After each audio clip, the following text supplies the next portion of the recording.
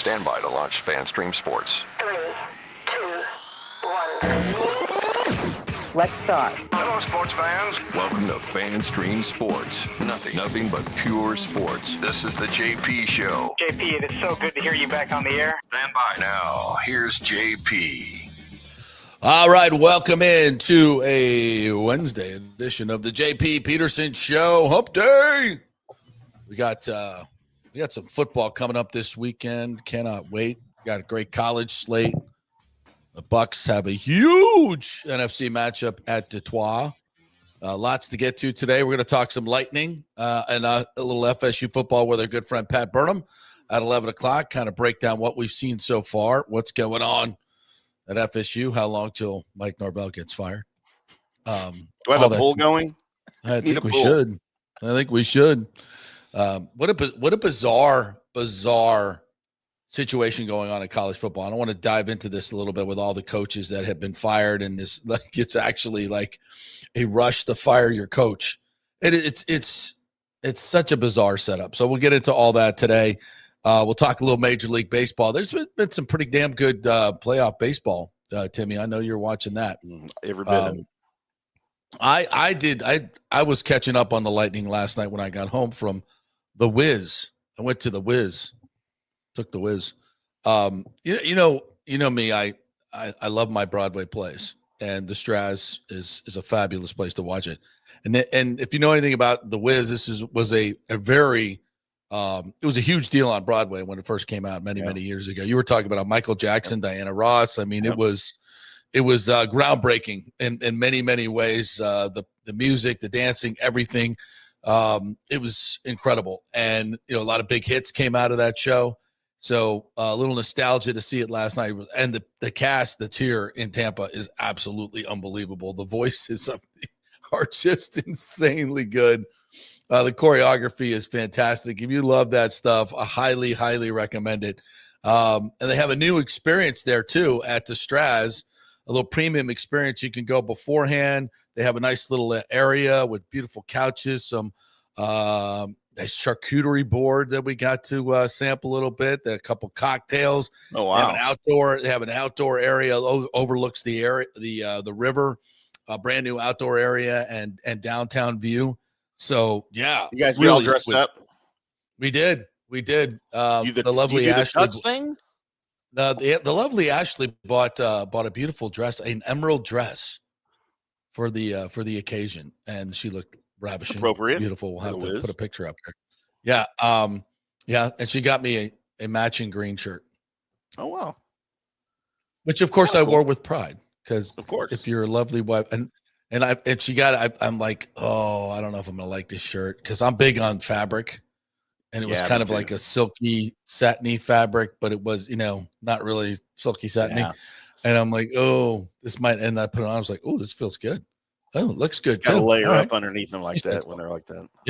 Yeah. So we had a great night. So thanks to the great folks at the Straz. We used to make a night of it, man. Me and my first wife, Sunny off the air. Me and my first wife had first of many had season tickets every summer to the Dallas Summer Musicals down at Fair Park in our big amphitheater down there, a big theater, old, built in the 30s. It's an awesome place. Oh, I love that. Dude, we would get. I owned my own tux back then. I was pretty fit, and I looked pretty good in my 20s. Yeah. So she'd get her little skimpy dresses out, and I'd get my tux out, and we'd go.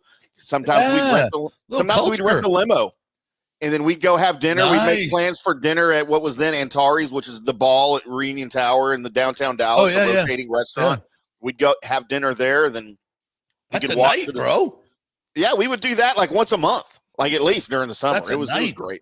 That's great. That's living, bro. One of the reasons I love Broadway musicals is just I'm inspired by anybody's talent.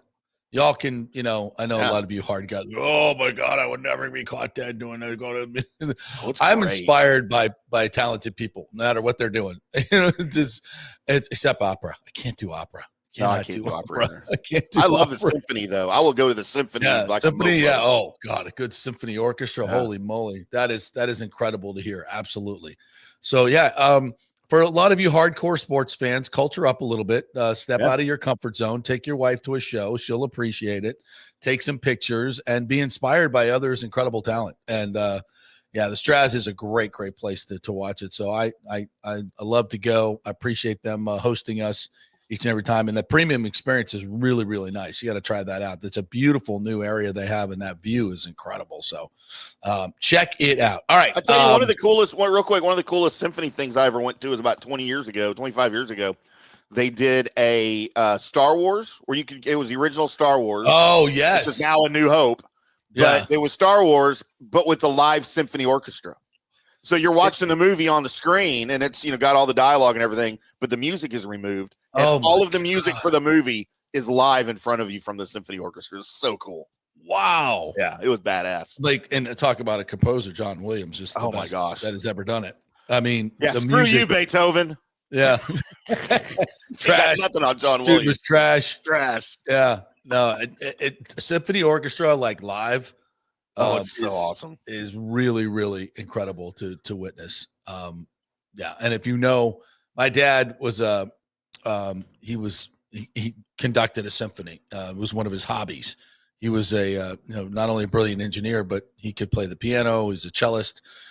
Stand-up bass was like it, but he could also arrange music, which is an amazing thing if you're mathematical and all that. Yeah, he was really, really smart. What the hell happened to me? I know. I'll save you the comments.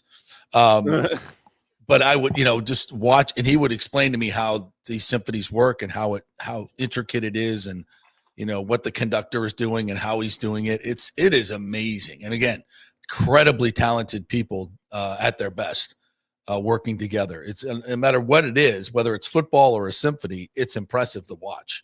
It's really and listen to and experience. So I highly recommend you guys get out of your comfort zone, get off the couch, and go experience something like that, a show or live music. It's incredible. Amazing balls. Yeah. Culture up. Culture up, people. Now let's talk some stupid hockey if we can. By the way, Buccaneers, they got the Monday night game, so they're on the kind of the Monday schedule. So they will not be. They may do a walkthrough today. But it may be just, I don't know if we're going to get any injury updates today. So the schedule changes a little bit this week. So we'll keep you posted. I mean, we already know that Godwin's not playing, Bucky's not playing, Gedicke's not playing.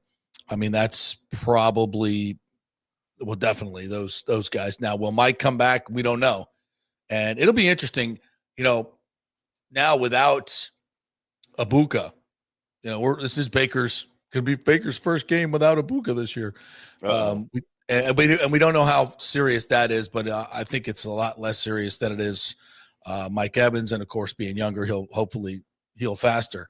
But I think, Baker's come to rely on him. So, and then he gets Mike back. Obviously, they have great chemistry and tremendously so. So if he can get Mike back, but if Mike doesn't play, it's one thing to have the Johnson & Johnson boys go in there when the other team's not ready for them and haven't really scouted them and not sure what's going to happen. Now they have a whole week of tape on them. It'll be a little bit different, a little bit more challenging. So if Mike can't play, boy, we got a whole lot of receiving talent that's, fresh and young, but it's not what normally is. And it's not Ibuka. It's different. These guys played great. And, Cam got wide open. That was a coverage bust, but it's different going up against the team. Now, Branch, I know Brian Branch is appealing his suspension. Mm-hmm. I would doubt they would overturn that this week. I really would. Just given his history, I think it's time that he has to sit a game. So I would be surprised, but you never know what they do in the disciplinary stuff. And I'm not privy to exactly what happened. I saw there was an altercation, but it was bad. It was bad. Yeah. One game's not enough. One game's not enough. Wow. No. Wow. I honestly, I did not see the altercation. I just read the story on it. So I have not seen it, but hopefully he sits out because it helps the Bucs, and they're already down a bunch of defensive backs. So there'll be opportunities to be had, especially if Mike can play. Boy, he can come back and have a really, really big game, but you hope he's not going to rush back and then re-injure the hamstring. So Yeah, this entire season now has gone as good as possibly could be. I mean, Yeah. And you're sitting in a situation with 5-1 where, you got a little bit of house money to play with. And I'm not saying you sit guys just to sit them. You don't. I mean, if they're healthy, they play. But there's, again, these are all very gray area things. So when it comes to injuries, extremely gray area. So it's not we have a number here that says he can go, so he's going to go. It doesn't work that way. Indoors on carpet, at least the dehydration thing won't be a factor in terms of pulling muscles. But I'll be interesting to see if Mike can play. That's obviously going to be a huge boost because we don't forget how Baker and Mike were so freaking hooked up in training camp and early on in the season. I mean, they were just so in sync, as good as I've ever seen them by far. So getting him back is going to be a tremendous advantage. And what did the Lions scored? 17 against the Chiefs? They've been averaging about 40 points a game. And then they score. I think so listen, there's all these teams are gettable. All these teams are gettable. You just hope that the Bucs, and I don't want to call it luck, but winning close games, those things have a tendency to even out at some point. Although if you're the Chiefs, you went 17 in a row. I mean, that's not luck. That's not regressing to the mean this year, although they are. It's just they're really good at it, and the Bucs are really good at it. They're really, now that they've figured out that it's better to close games with the ball than without it. Key difference, they have a lot more success. Having your offense on the field and manipulating the game and managing the game to make sure that your offense is on the field at the end of the game and not your defense is a great way to win games, even though they got the Lavonte David interception. And sans that's probably an L, if we're being honest. They marched the ball down. And I was watching the replay last night, breaking it down a little bit. And, boy, just before the half, they get the ball back. And you see this a lot with Todd Bowles' defense. And, again, I don't want to nitpick, but we got to analyze everything. He just goes rush four zone. And it's just like, has it ever worked, Todd? Has it ever worked? I'm sure it has, but it just seems like it doesn't ever. And they go right down the field and kick a field goal. It's in 25 seconds. It's just a gift. Yeah. You can't get any pressure with four. The zones are, they're going to find good quarterbacks with strong arms that can see the field, not Tommy Castellanos.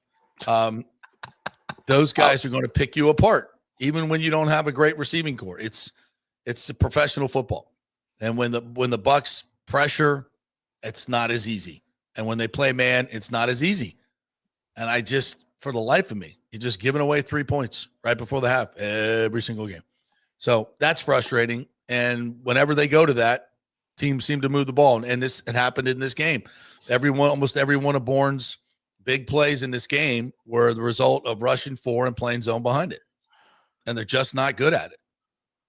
And I know you don't want to get beat over the top. You don't want to give up a one-on-one. You don't want to, but it's just the opposite seems to be slow death every single time. And but again, he knows a hell of a lot more about it than I do, and they're winning games and they're 5-1. But, sometimes you think that if you put the hammer down, maybe they could blow out some of these teams, especially, that don't maybe not bring in the A-list quarterback to the party. Yeah. So we'll get more on the Bucs as we go through. Yeah, just looking at the way the schedule's gone, being 5-1, I think at this point when we did the preseason predictions, I think I had them 4-2 because I thought they'd lose to Houston and I thought they'd lose to Philadelphia. And then I thought they would lose to Detroit heading into this game. So I think I had them probably 4-3 coming into this after this week. But the way things have gone, it's kind of, you scratch your head. You're like, how did they lose to the Eagles? Yeah. Like at home. Bad defense in the first half. I mean, yeah, you just couldn't come back from the mistakes. I get it. But now looking at the way the season has gone for both teams, yeah, it's one of those head scratch. And you know what? You say it every year. There's going to be one or two games where you scratch your head like, how did they lose that game? They should not have lost that game. And that's your only loss, and you wonder how. Yeah. But a couple of those wins, you also were like, You know, How did they win that? how they win that game? Atlanta, Yeah. Houston, and the Jets. Yeah, the Atlanta game especially. You know, Atlanta, and as we thought, and I don't know how the hell they lost. They lost to the Panthers 30-0. Mm-hmm. I got to go back and look at that game. That was Like, bad. what the hell happened in that game? And then they go out and play like they did the other night, and that's why you say to Atlanta, and even last year, you looked at them, and you're like, okay, this is a talented team. That roster is really talented, and you say to yourself, they're underachieving. That's what I say. I look at that team, and I'm like, when are they going to wake up? But there's something that's not right on that team. Mm-hmm. You don't get blown out like that, to a middling team like the Panthers. Something, I don't know what it is. I'm not there to get the inside scoop on it, so it's hard to see. They're talented. Bijan Robinson, may be the MVP this year. I can tell you what it is right now, JP. It's the coach. It's the coach. It's head coach. It's Raheem Morris. It's Raheem Morris. I mean, that's your answer right there. I don't think I didn't want to say that because I love my Ra. I know you do. I know you do, and I don't know him, and so I'm just saying, in my opinion, that is your biggest wild card for the Falcons this year is your head coach, and I don't think he's cut out. He's a great coordinator, and we talk about it all the time. That's okay to be a great coordinator. Some guys just aren't cut out to be a head coach, and I think Morris is one of those guys. Yeah. He's gonna have, obviously he's gonna have to prove it. But that's when you see inconsistent play and a really good roster, the first thing you think about is that. When you see the Falcons get shut out by the Panthers, the only thing you can think of is they were out-coached. They were out-schemed. They were just everything across the board. Yeah. So that's, I don't know. To me, that's the issue in Atlanta right now. If Atlanta had, I don't know, somebody else, I'd be terrified of the Falcons right now. I'm not. Yeah. Here's a comment from Yeezy. He said, MPJ, I'm guessing that's Michael Penix Jr., almost threw a game-tying pick six on the last drive. They're trying to choke. They don't scare anyone. Yeah. And I do think that's part of it too. I think Penix is inconsistent as a young kid. He did throw the ball in harm's way a couple times, if not more, the other night, and that's going to get you beat. That's as young quarterbacks will do. I mean, that's what they do. That's what happens. Yeah. So, yeah, I think that's going to lead to some inconsistency. All right, let's. If you got Bucks questions, guys, drop them in there. There's been a lot of talk online and some of the chat groups about what's Jason Licht going to do. Is he going to, like it's a baseball deadline, we're going to go out and add some key piece, and I think it's a very interesting topics and conversations. Well, we have to keep in mind that Jason Licht doesn't do that. He does not give up his draft picks. But these are unique situations. In the middle of the season, by the way. He'll trade, but not very rarely in the middle of the season. So, what could help this team right now? What can help this team? Well, right now we're down, believe it or not, as deep as we were at the beginning of the season at wide receiver, we're hurting. I'm not saying give up any extensive draft capital to go out and get a wide receiver because it's going to be a rental when all these guys come back anyway. Yeah. Is there room for a top-notch edge rusher? Sure there is. As much as I like what I'm seeing out of Yaya and here and there's no dominant edge pass rusher on this team. And it's absolutely not debatable that would add a dimension to this team that we just are not getting. Now, you can look at some of the metrics and Josh Capo, by the way, had a really, really good stat last week on our chat that we had, where I think he said there were 2,500 dropbacks in play action, I want to say, or no, quick game. 25, and he said, how many sacks you think are on that? And I said, I don't know, 100, 2,500, maybe.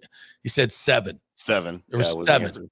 Yeah, it's 7 sacks. And it's like so many teams are going quick game that if you're looking for numbers of sacks, your opportunities to get sacks or, 7-step drops, 2-step drops and shotgun, where they're trying to get the ball down the field. The quick game, you're just not going to get sacks. It's very rare because the quarterbacks are taught to and they go quick game because they have cushion.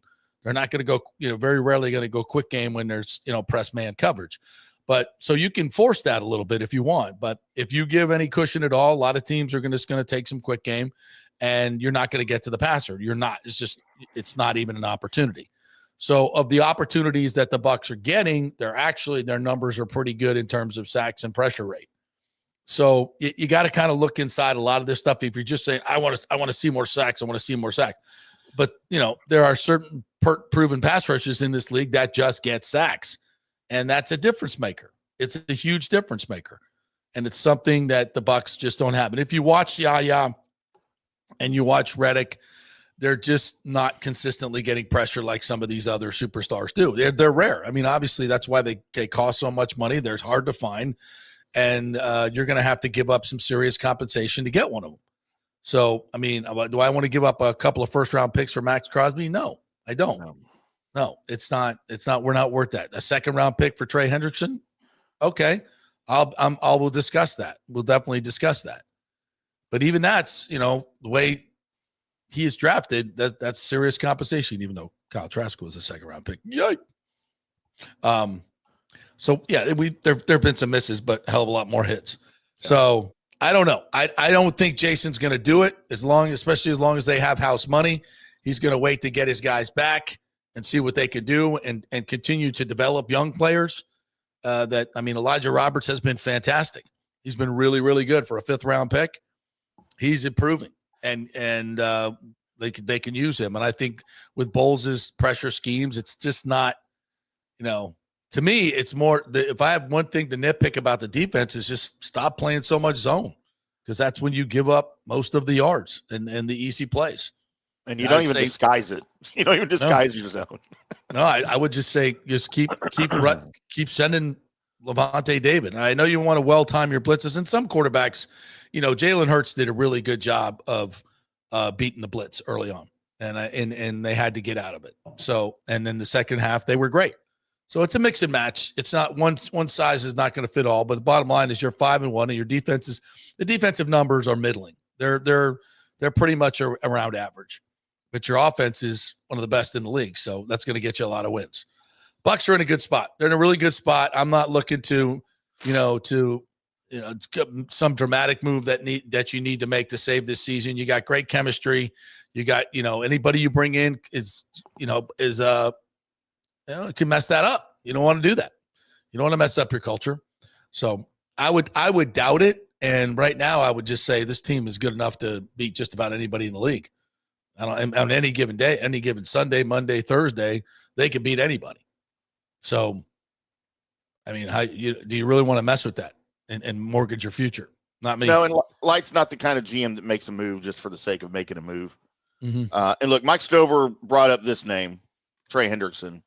I will tell you right now, if I was going to go out and get somebody, it would probably be Trey Hendrickson, but I'm a little scared of him now. He's having issues with his back. He hurt his back again this week. And he's had a little nagging back injury since the offseason. That's bad. That concerns me just a little bit, especially for a guy that you need. Short-term investment, I'm okay with it. Well, but that's my problem is if you need him just for now and you need him to win this year, and if he's having back issues, he might not be able to contribute as much as you think he can this year if he's having back issues. So that kind of scares me away from the Trey Hendrickson thing. Yeah, and that's a lot to give up for a rental too. Yeah. No, I'm not. Joel Forsland in this morning. Good morning to you. Said it's hard for a pass rusher to get any kind of consistency going when they're dropping back into coverage in Bowles defense so often. No point in trading for outside linebacker edge rusher to have them drop back. Yeah, I mean, that's a lot of frustration with that scheme. Yeah, I get it. But it's like the other day that it led to a strip sack for Jamel Dean when they dropped out of it. So I can point to a lot of plays that they made, especially in the last game when they were dropping defensive linemen and simulated pressures. Yeah, it works. Now to Joel's point, the soft zone is brutal. These wide receivers wide open off the line, no time for defensive line to get pushed. It's just a bad combination. You're rushing for and usually getting zero pressure. I mean, if you go back and watch Mac Jones, he's got a great pocket. He's just waiting for the receiver to uncover in the zone. You know exactly where the guys are going to be. And if you have a quarterback that can throw with anticipation and accuracy, it's taking candy from a baby. And Mac did that for 300 yards. So, but, we also made plays. There's 6 sacks, 2 interceptions, a couple forced fumbles. So, and you're never going to get every play, but it does seem it is. I'm with you, Joel. It's just when they go into that, every time I see a big play, I go rush 4, zone defense. And that's what it is almost every single time. And I know you have to play some of it. I get it. But can we be better at it? Maybe that's just it. Can we just be better at it? We're really bad at it. And that's, why play it if you suck at it? I understand strategically, but if you're not executing it, why do it? Strategery. Does that make sense? Yeezy wants an inside linebacker. I thought Servassier Dennis played his best game. Bowles said that as well. I thought he played his best game. Wasn't perfect, but I thought he played his best game. And we've seen good stuff out of him. So maybe he was just thinking too much, putting too much pressure on himself. This game was much better. Whatever they did for him to simplify things, this game was way, way better. And he did it against McCaffrey too. McCaffrey did not get loose, except for one. He was, trust me, because I had his over in receiving. And he was stuck on 30 yards for most of the game. And he busted one in that last kind of garbage time when they were down 2 scores for 23 yards that got him over. And my $800 parlay came up 2 yards short because of Baker Mayfield. And, and Baker took a knee. He was at like 15 yards. That one carry, he's the only one he had, 15 yards. Can you imagine, like, if you had the over-under at 15 or 14 and a half, and he backs up 1 yard for the kneel down and takes you out of the $800 parlay? That's almost close to what happened to me. That would, that'd be a bad beat. Inside linebacker, I think, is interesting. And you might be able to find a guy, a nice experienced guy that's been around for a while, that's a really good football player, that's on an expiring contract on a team that's out of it. That might be somewhere where you can go and even just add some depth to that position. And it wouldn't cost you a lot, right? You know what I'm talking about? That'd be like maybe a 4th or 5th round pick, if that. So, yeah. All right, what else we got here before we move on to the Lightning? Any other Bucks comments we want to get to? Good morning, Nathan. Elliot. Mr. King, first time I've seen you in here, says, yeah, so let's play man and have the inside linebackers get absolutely exposed by McCaffrey. It's true. It's a good point. And that's what you're doing when you leave those guys man to man. And we just got to be better at it. And in zone coverage, problem is in zone coverage, it's a better chance to shut down McCaffrey, but you're giving up 156 yards to Bourne. So I understand what you're saying there about McCaffrey, but what do you get? What else are you giving up? The ideal is to play it better. Like, let's just be better at it and not leave guys wide open in the secondary. That's the biggest part. Cody says, JP, is it true that you turned down the job at Good Morning Football because you love all your Petermans? Yes, that's 100% true. And I didn't want to say it myself. I didn't want it to come out and announce that, but I'm glad you did. Thank you. Because I love you, Petermans. I mean, why would I want to go to LA and make $1 million when I can stay here with you folks? You wouldn't. I mean, who would trade that for that fake glitz and glamour out there? Come on. The beautiful weather. Living in California, really? You think I could do that? I'd shoot myself. Jimmy J. Voyager says the Florida Orchestra routinely does shows where they play movies on the screen and perform the music live. Really? I did not know that. They've done it for Star Wars, Pirates of the Caribbean. I've seen them. Oh, I'm going to look that up. How would that? Probably at the Straz or the Florida Theater. That'd be cool. Rick says, does Chuck E. Cheese performance count as a Broadway show? No, Rick. Mm-mm. No, Rick. Don't make fun of my cultural take this morning. Not in the mood. Kenneth McClary said, good morning, Petermans. Happy hump day. Tim now knows what hump day means. Here's something as we transition to the Lightning Vassy 0-3 for the first time in his career. Mike Holcomb. Nice stat. Got a point last night. I want to get into the Lightning here, so we'll take a break. We'll come back, and we'll hit that a little bit. Pat Burnham's going to join us to talk some FSU football, breaking down the tape from the last few games, what's going on with them, and we'll get into all kinds of college football stuff, and I want to talk a little baseball with you as well, Timmy. Playoffs are interesting, to say the least. Love We're it. brought to you by the Jeeves Law Group, JEEVES lawgroup.com. They're local, they are trusted, and they get results. So give them a call if you're involved in an accident. They will represent you. They know the local legal landscape. That's very, very important. So don't go with some bigger outside firm. It's the Jeeves Law Group, locally here, offices St. Pete and Tampa, non-attorney spokesman. And Genesis of Tampa. Oh, I'm so close to getting over there. It's about time. I got to go trade out my car. I cannot wait to test drive the Genesis Coupe, the SUV. Oh, man, beautiful, beautiful cars. Great value, great technology, and a great local dealership run by the Murphy Auto Group here. Mike Murphy, one of your new Rays owners, by the way, who also owns Kingmakers Tampa, where we're at right now. So check it out, Genesis of Tampa, and they're on just off 275 and Bears there on Nebraska. Back at 3. Experience the art of driving at Genesis of Tampa, where luxury meets innovation and every detail is crafted for you.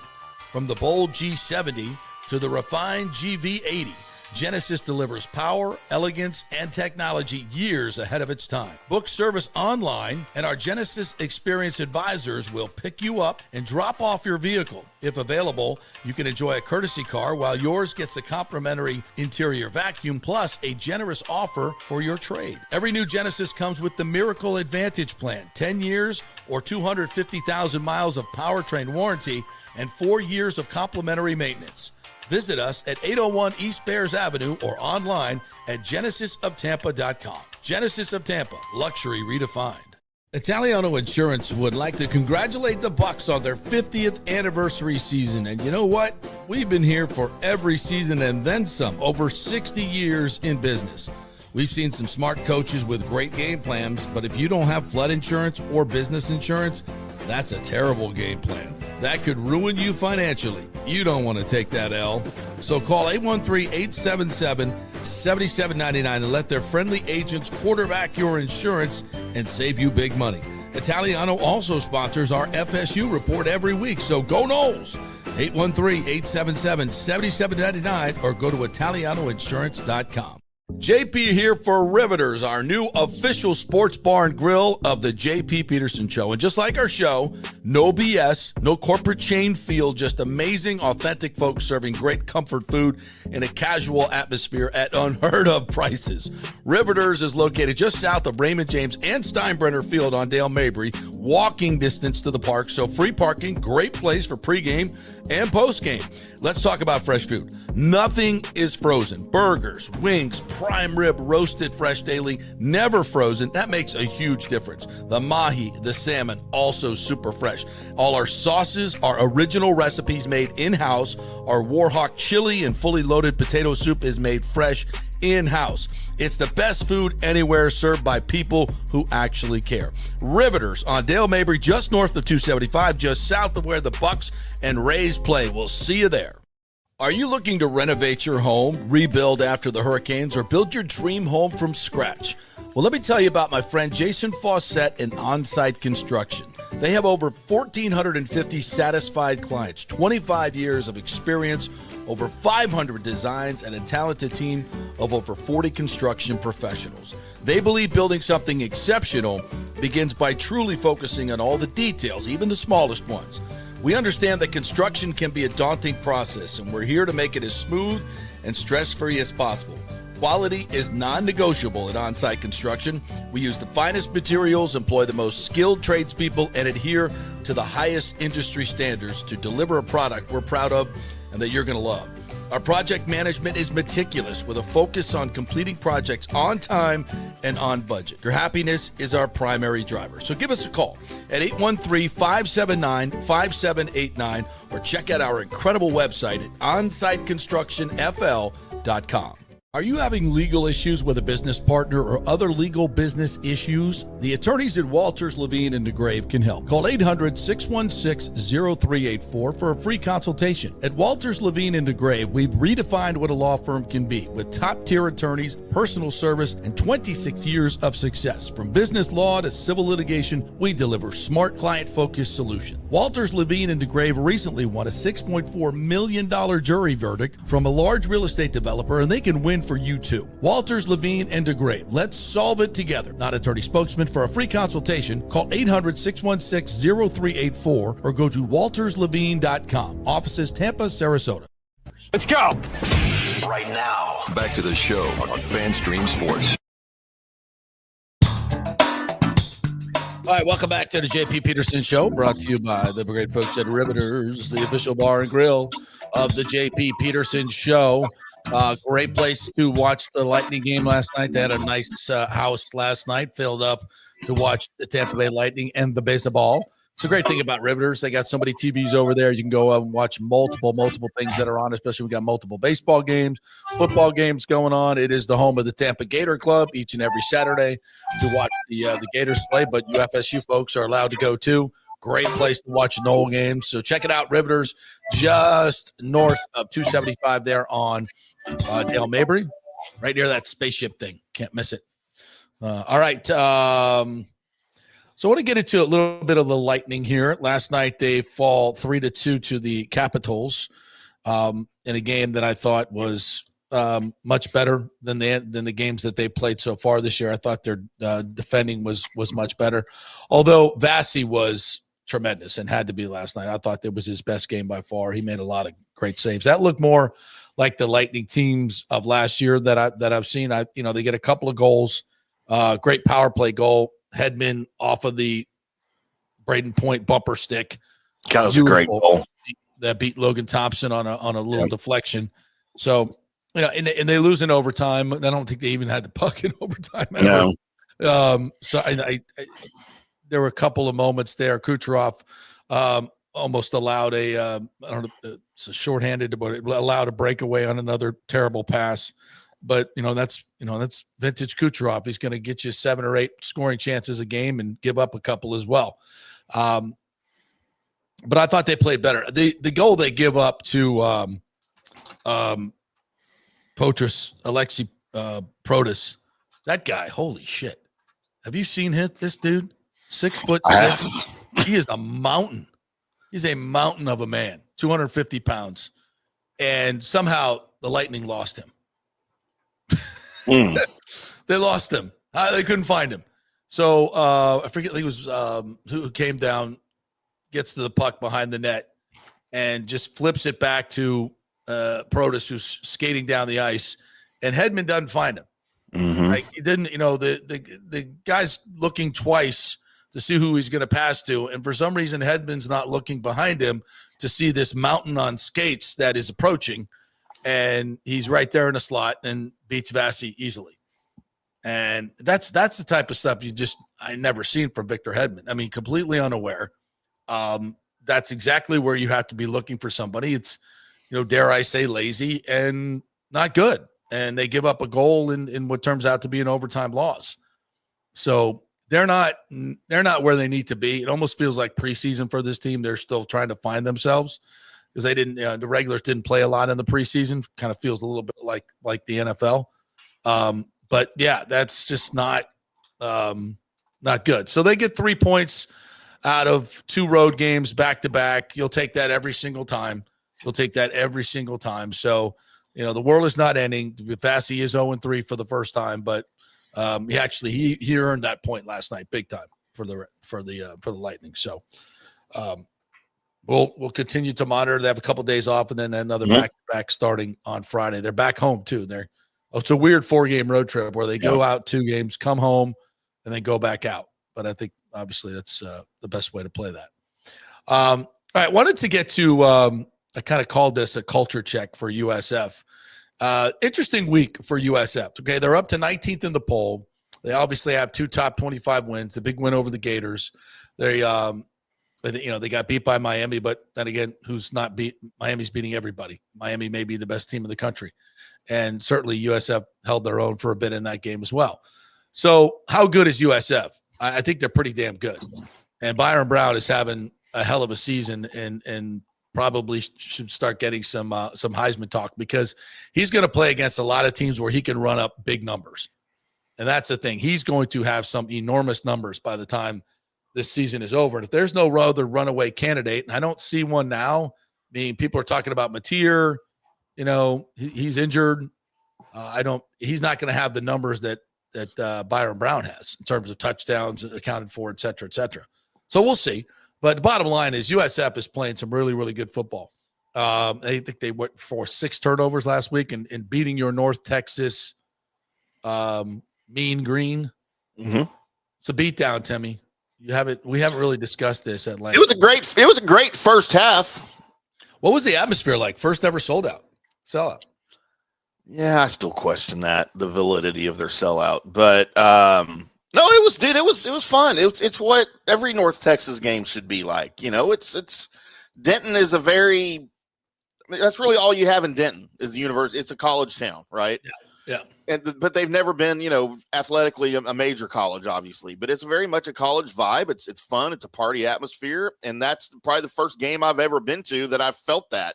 Yeah. In a long, long time. Now there were games in the 80s and stuff I used to go to at the old stadium that were great, that were like that. But it was, and you know what? The crowd was way more into the game than I thought they would be. Wow. Way more into the game than I thought they'd be until the second half.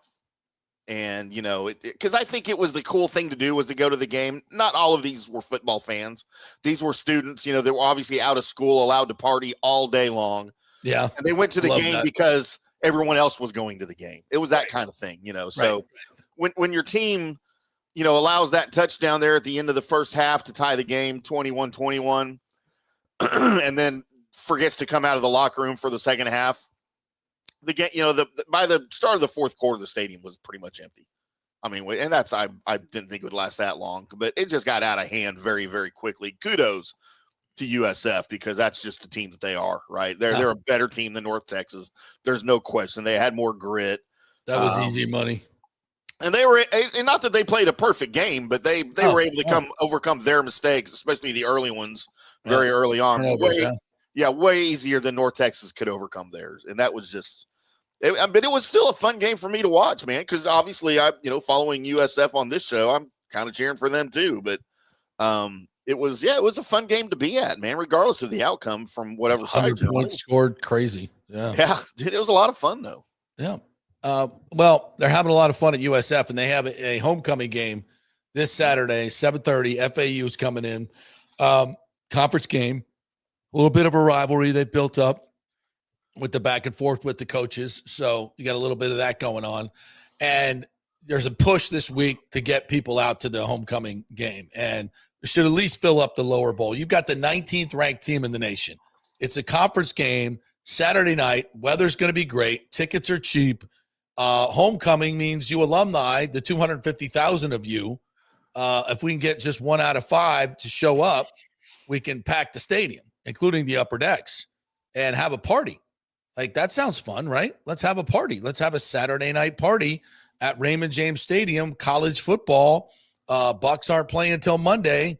I don't know what your local team is doing, but this is an opportunity. Rob Higgins, the best promoter in the game, marketer in the game, he's going to let's fill the stadium.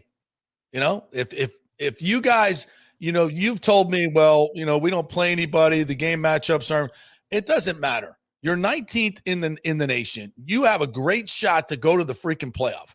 You have a better chance to go to the playoff than Florida State or Florida or UCF. It doesn't get any bigger and better than this for USF in terms of what you're trying to build. Yeah, the West Virginia game back in the day, bigger. I get it. But this is as big if you look at the moment, okay? First of all, and I hate to talk about this, but it's absolutely everybody's asking about it. Everybody's talking about it. With all the coaching vacancies that are up, it's just inevitable. And I know it's disrespectful. And I get all that. And I said I wouldn't talk about it, but it's the elephant in the room. It's the elephant in the room. So, and it goes to my point. If you want to keep your coach, show the fuck up. I'm tired of the excuses. I'm tired of all the, blah, blah, blah, blah, blah. Show up. Show up and support a team that is entertaining. It's your hometown team. You went to school there. You're an alumni. Tickets are cheap. Great stadium, NFL stadium, unbelievable experience. Going to be a lot of points scored. If not now, when? If not now, when are we going to pack this place? And I'm not even talking about 60,000. Can we just fill the lower bowl? Can we get 35,000 to fill? You're going to build a 35,000 on campus stadium because you think you can fill that. Well, let's fill the lower bowl. It's FAU. Who wants to see? I don't care. It's USF. It's your team. It's your team. Show the F up. If you want to talk about we're, AAU, we should be in the Big Ten, we should be in the ACC, then fill the freaking lower bowl for homecoming. If you can't do that, nobody's going to take you seriously. If you can't have fan support, nobody's going to take you seriously. The football team is certainly doing their job. And if you want to, all of you fans want to bitch and moan, and you should, about losing your coach to a bigger program, this is the time to get 10 of your buddies and go to the damn game and show some support for your coach. Because I'm going to tell you this, if he keeps showing up at that stadium and there's 22,000 people there, he's leaving. Why wouldn't he? The fan base has to step up and return what this coach and this football team have done for you guys. And all of you USF people, don't get mad at me for talking about it. Mad at your brethren for not supporting the. So Golish was asked about it yesterday, and I thought he gave a very, very thoughtful answer. And Timmy, you got that right. So let's. I think it's like 4 minutes long. So let's play the whole. It is on the recruiting side, because it's been this way for 2 years now. That question of, man, coach, how long are you going to be here? And I tell everybody the truth. It's the same thing I've told everybody that's ever asked. One, I could promise you I'm not talking to anybody. I don't, like, literally, I write it down on my calendar to make sure I check in with my wife every day. Like, because I'll literally get to 9:30 p.m. like, oh my God, like, I wonder how my family is. So to tell you that, like, I am as focused and locked in on our program and what we're doing, and I've always been like that. I was that way as an assistant. I was that way as a coordinator. Been that way as a head coach. Like, I don't have enough time to literally, like, I make the joke, but I mean it. Like, there's not enough time in a week if you're doing this job the right way, as process driven as I am and as process driven as I force our staff and our team to be, to remotely hear it, see it, think about it. For me, the recruiting side, I've always told guys the truth. Like, I came here to build something really, really special. Like, I see this place, like, I chose to come here. I see this place as a really, really cool spot where you can build it the way you want to build it. They've invested greatly. They promised they would when we took the job, and they've upheld every promise that they ever made to us. I've never in my career, outside of coming here, chased a job, ever. And I don't intend to. I didn't have nothing growing up. I got more than I've ever needed. We're super, super happy here. My family's incredibly happy. To me, that's more important than any conference affiliation. Like, I've just never thought of it like in a sense of I got to go chase a job. Just never have. I don't know. Maybe I'm different. Maybe I'm messed up. Maybe I should. And clearly, this profession is getting crazier by the minute. I think when you have a really good job and you work with really good people and you've got it how you want it and you feel like you're getting better and you feel like there's a ceiling that you're nowhere near, like, I'm just not ready to say, man, well, what else is out there? And that's just me. And some people, I'm sure, will call BS on it, and that's fine. I hopefully, as you look at my career, which however long it's been, just look at what I've done in terms of I've never, ever, ever chased a job. And I'm not intending to. So the recruiting piece is where it's come up more than anywhere else. I've not addressed anything with the team because for me, there's nothing to address. Like, I think it's going to create a distraction if I say something, but I don't even know what to say because there's nothing to say. I guess if I was interviewing for jobs, maybe there'd be something to say, but I'm not. And I could honestly stand up here and tell you I'm so locked in, as the kids would say, 10 toes down right here. And we ask our kids, where are you? They'll tell you right here, right now. I'm telling you, I'm right here, right now. And we've got so much we're playing for. And I'm so excited. Like, I wake up every morning, I'm so excited to be the head football coach here. I'm so excited to represent this university. I'm excited to build something. I don't know. Look, it's mid-October and it's 80 degrees outside. Like, I guess unless you've lived some of the places I've lived, like, you probably don't appreciate it like I do. I'm really happy. I really am. So I guess I don't know if that's the answer you're looking for, but it's the truth. And I don't know. I will say this. I'll leave it at this. If people are talking and saying that, it's a huge credit to our players.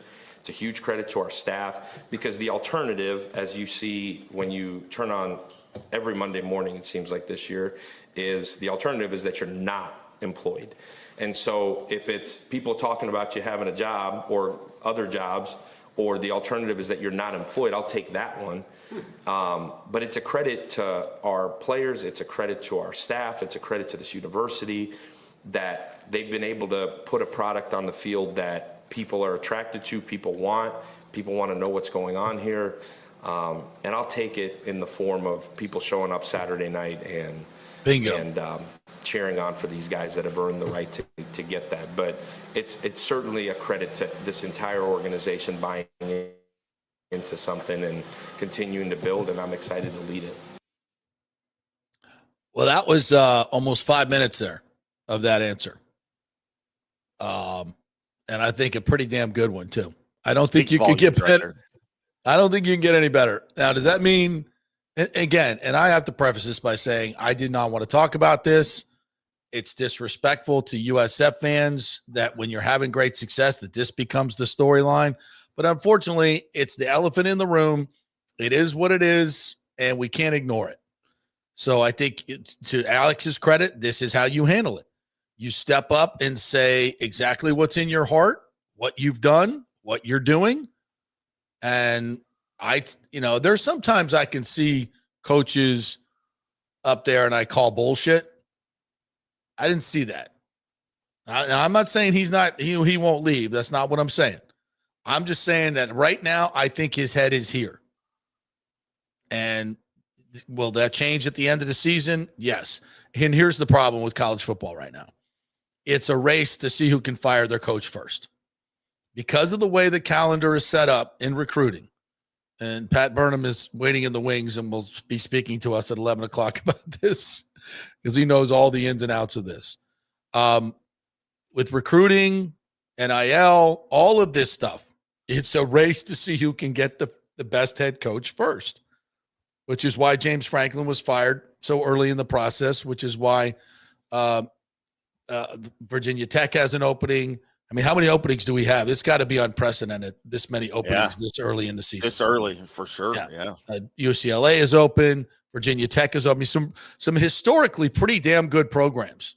Oklahoma State, yeah, Mike Gundy. Yep. Penn State.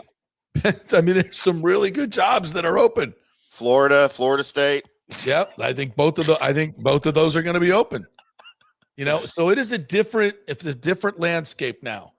And the bottom line is, if you're a coach,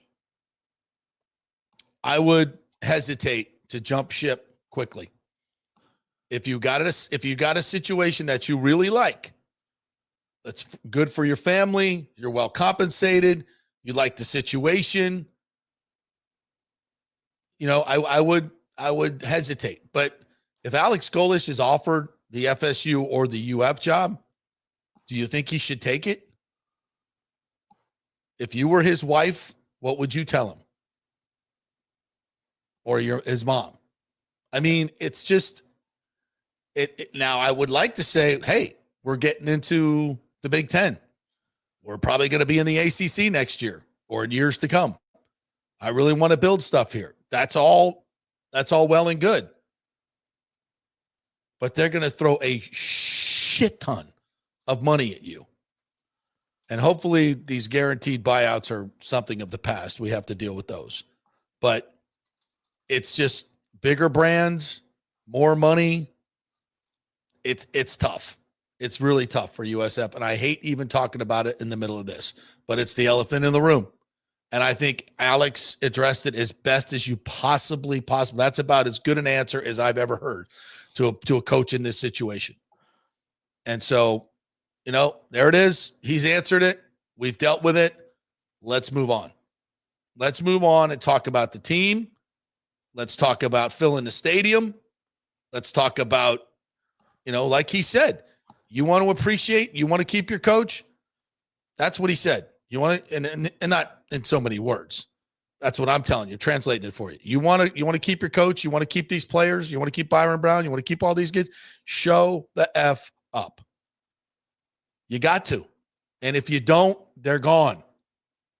You can't have a half-empty stadium or three-quarters empty stadium and expect to compete with the big boys. You can't do it. So go grab your fraternity brother from 1987.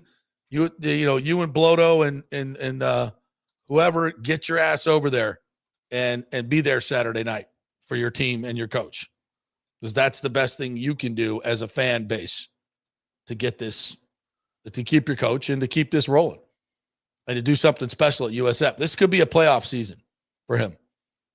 They have the team that's good enough to do it. There's no question about it. They have the talent.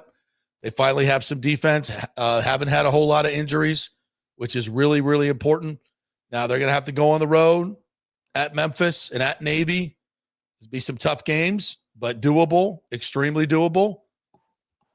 They'll never have an opportunity to get into the playoff. Well, I want to say never, but this is as good as it gets. This is as good as it gets. It's all set up for you. You've done the hard work. You got the big win on the road at an SEC team. That gives you a lot of gravitas when it comes to that final decision by the committee of which group of five is going in. That's going to be huge. 2 top 25 wins. Nobody else has that. And nobody else is going to have it in the group of five. I can tell you that right now. Nobody else. So you've done that hard work. Now take care of your business and beat the teams that you certainly can beat and should beat. And you're in. Holy shit. USF and the college football playoff. How about that? Can you imagine? Yeah, it's real. It's real. It's 100% real. Because they went out and did what they were supposed to do. They went to undefeated North Texas when they were underdogs and kicked the shit out of them. They did exactly what FSU was supposed to do to Pitt, but did not. And, say what you want about USF, but Florida, that's a game that they got to win on their home field with the talent that they have. So everybody else is taking missteps. You're not. You've done what you're supposed to do. Just kidding, but you got a long way to go. You got a long way to go. Memphis ain't going to be easy. Navy's not going to be. There's a bunch of pitfalls, and USF has proven, at least over the last 2 years, to lose games that they should win. Now, this is definitely a different team, a completely different team, especially on the defensive side. So that should not happen, but it's football.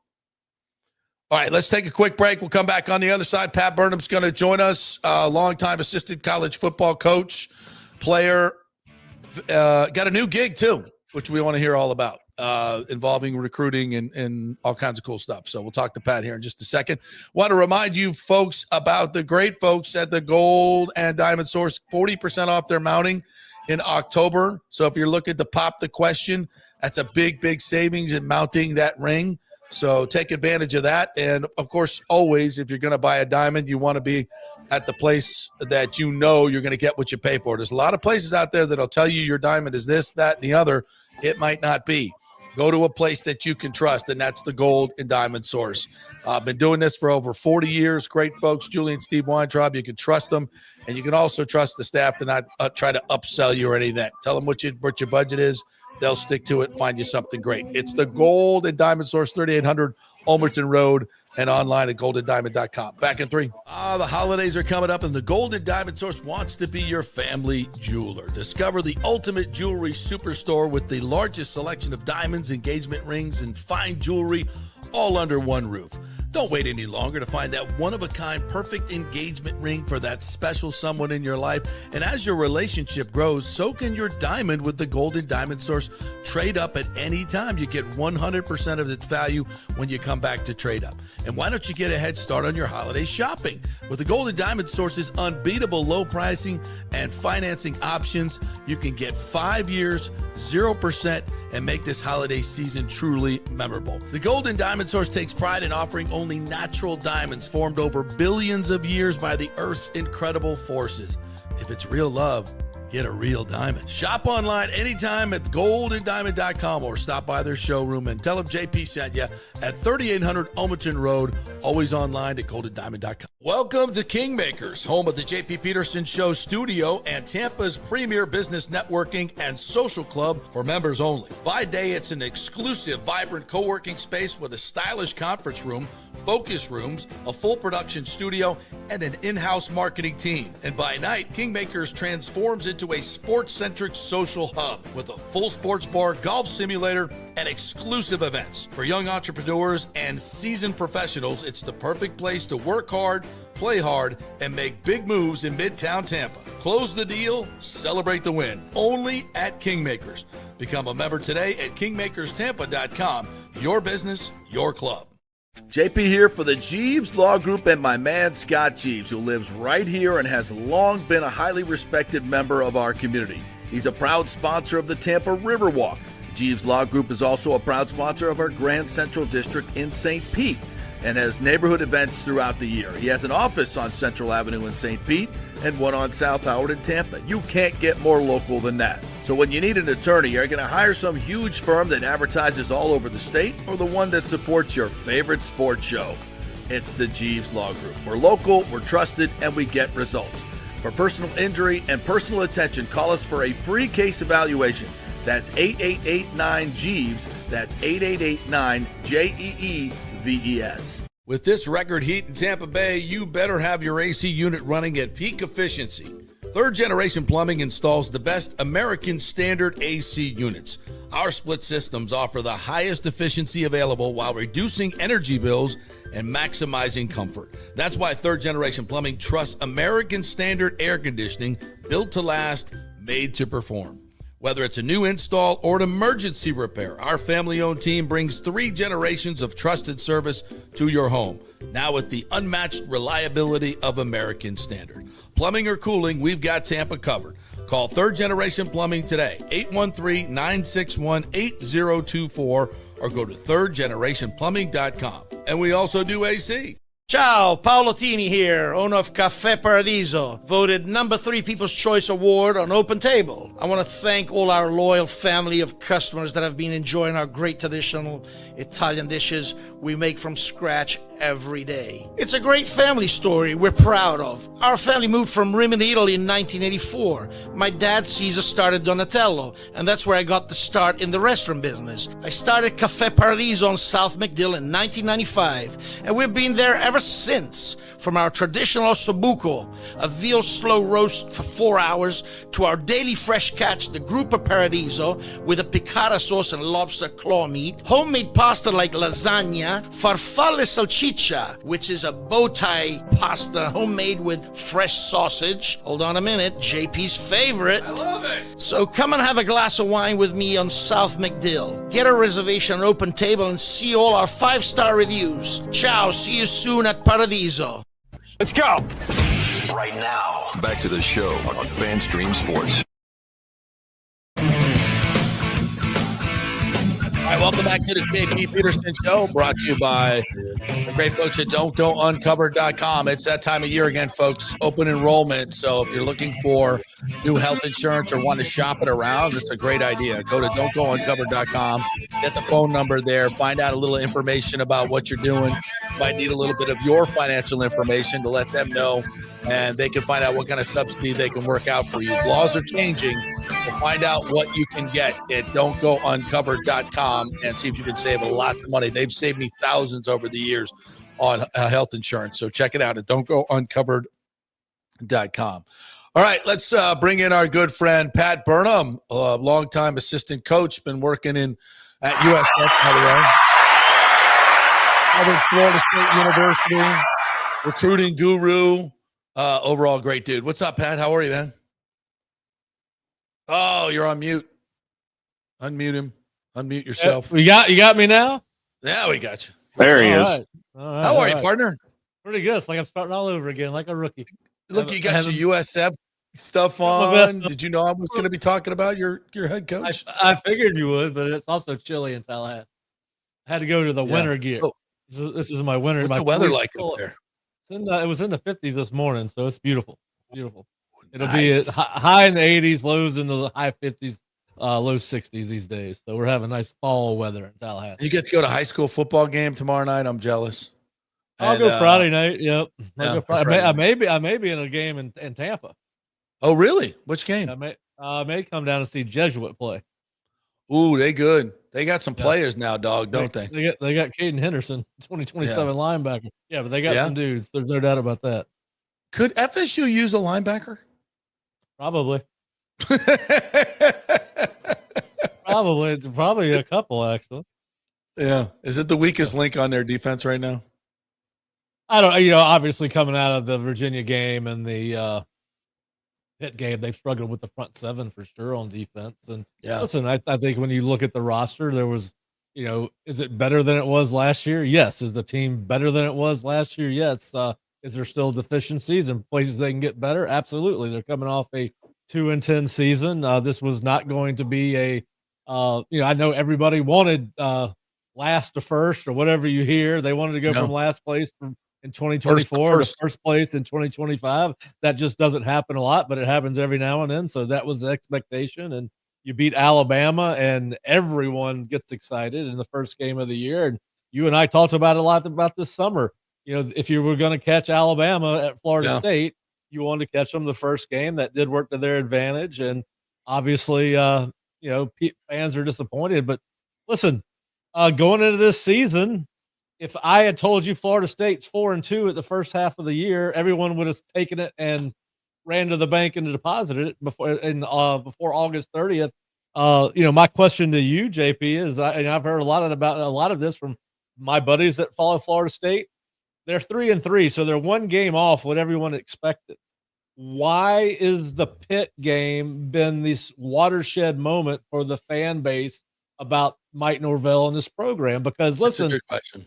If you look at where this should be going, and listen, they got to play the games. There's no doubt about that. But you would think that Florida State would be 5-3 after playing Stanford and Wake heading to Clemson. So you've still got Virginia Tech, NC State, and Florida to go. Now, anything could happen. We see it all the time, but there's a better chance than not that Florida State ends up at 7 wins, or probably worst case scenario is 6, and you go to a bowl game. There's the improvement everybody wanted, but I don't understand. Florida State standards. Well, you got to build back up to those standards. You're coming off historically the worst season in Florida State history, at least since 1970 something. I understand the portal gives everybody hope, and if they hit home runs on every kid, maybe we're talking about a 9-win team. But again, we talked about this. 7-5, 8-4 is what we thought this team was, and they're still on track to get to one of those two numbers.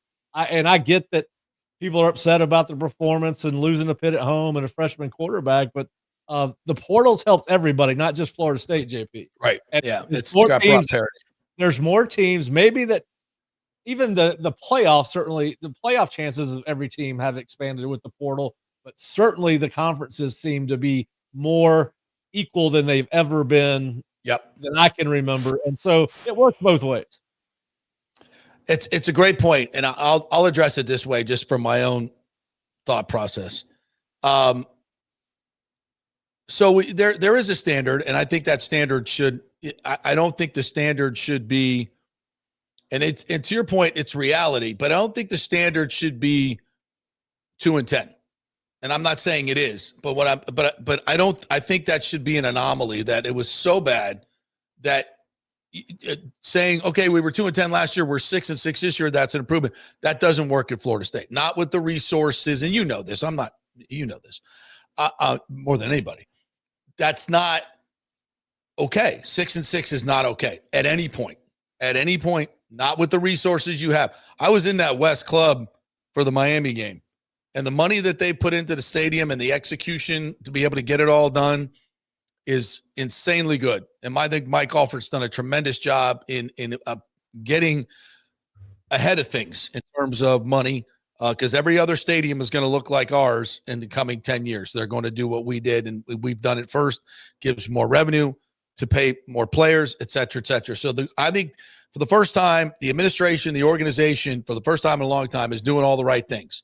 And they've got I'm not saying they're perfect, but they've given all these kids everything they freaking need, and these coaches. And this product is not good enough. And I think it really shines a light on Mike. And I've been one of his ardent supporters, as you know. But I think at some point I've also been, okay, you got to show me something. Got to show me something.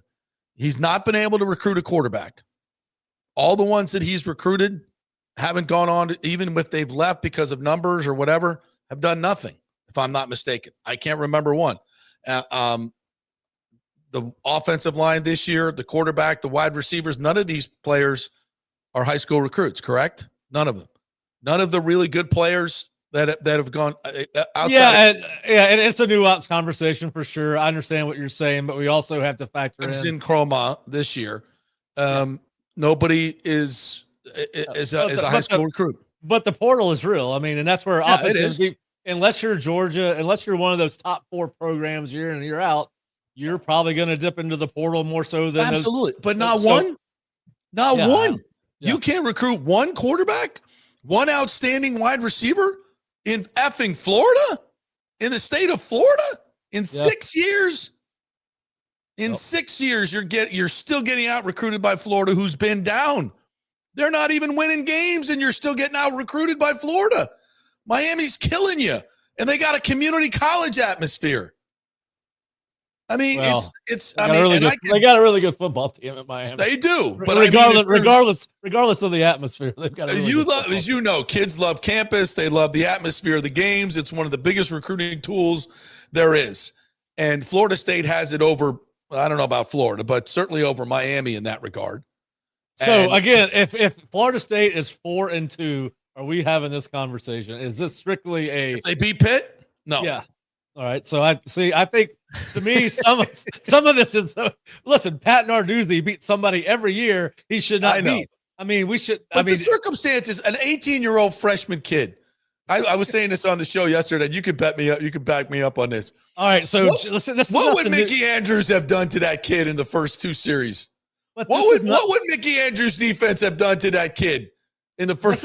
This is nothing new. You had Jeff Sims from Georgia Tech come in and win as a true freshman 5 or 6 years ago. You had the Hank Bachmeyer kid from Boise State come in and do the same thing. I remember it well.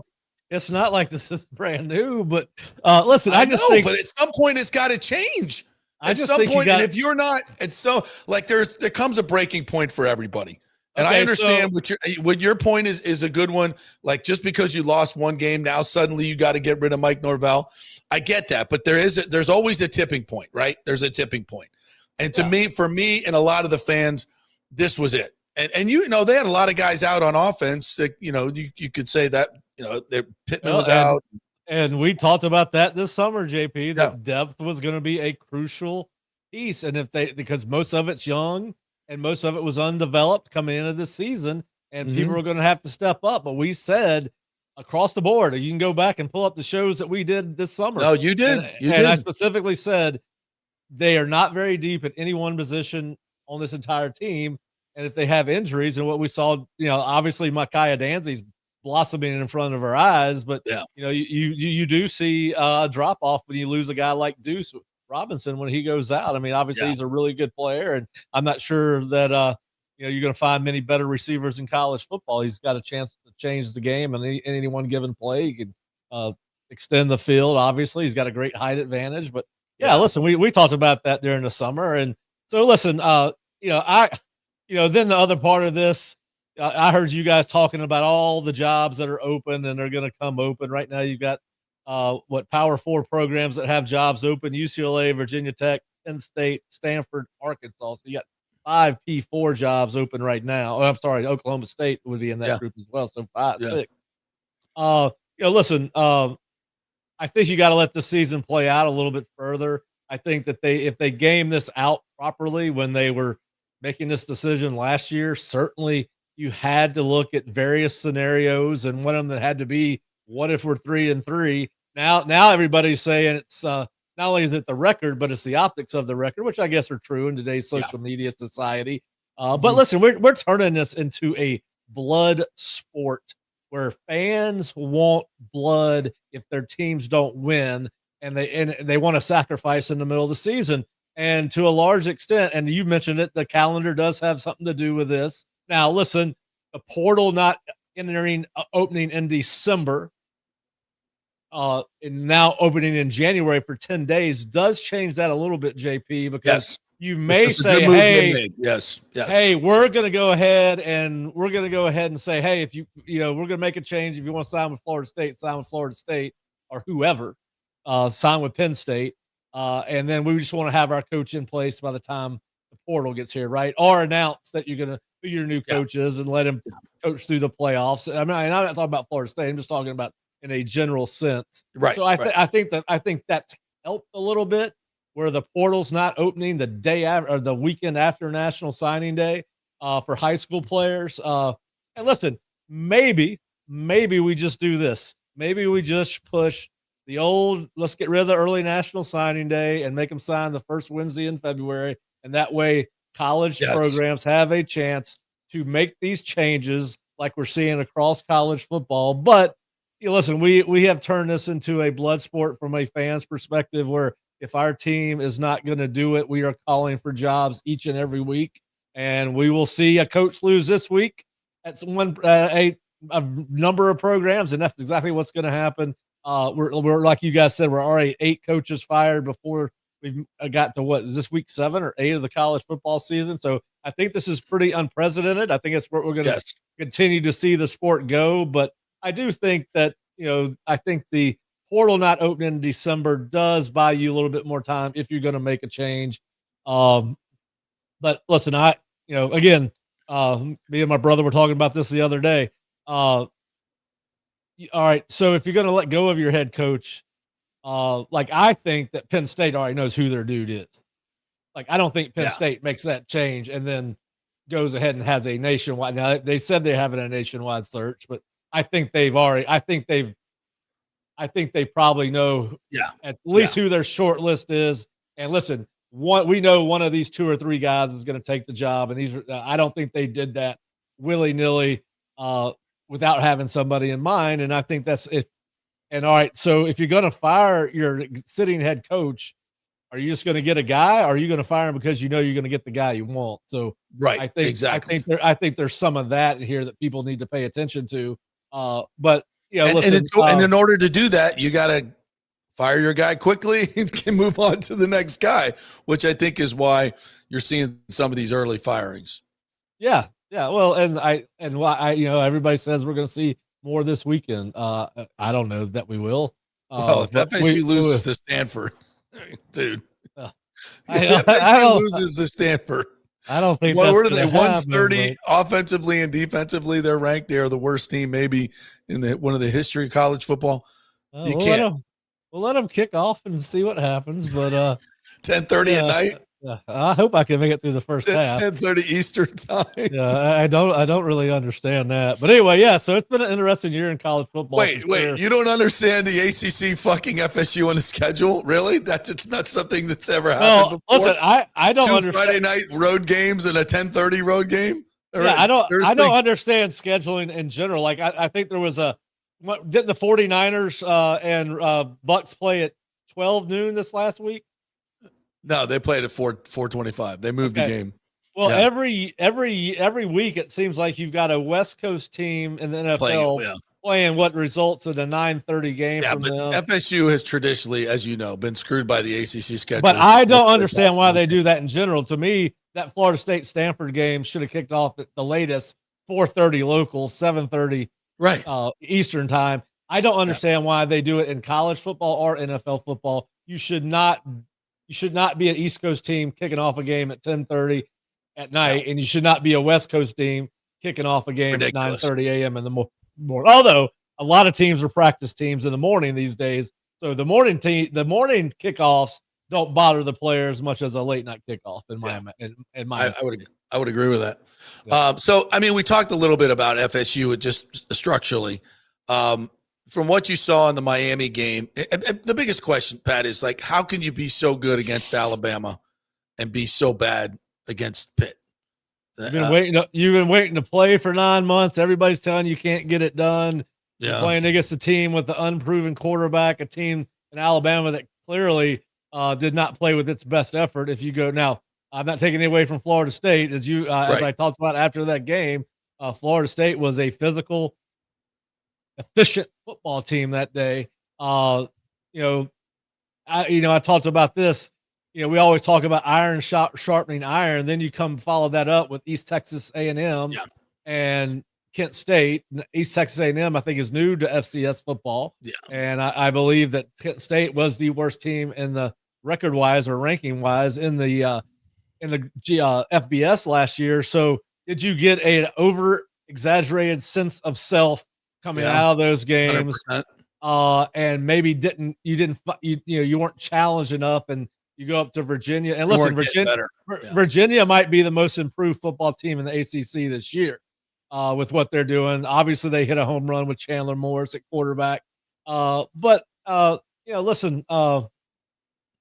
it was always going to be an interesting season. There was nothing guaranteed. It's kind of like, everybody talked like no one had ever seen Gus Malzahn's offense before, and nobody had ever seen this 3-3-5 defense.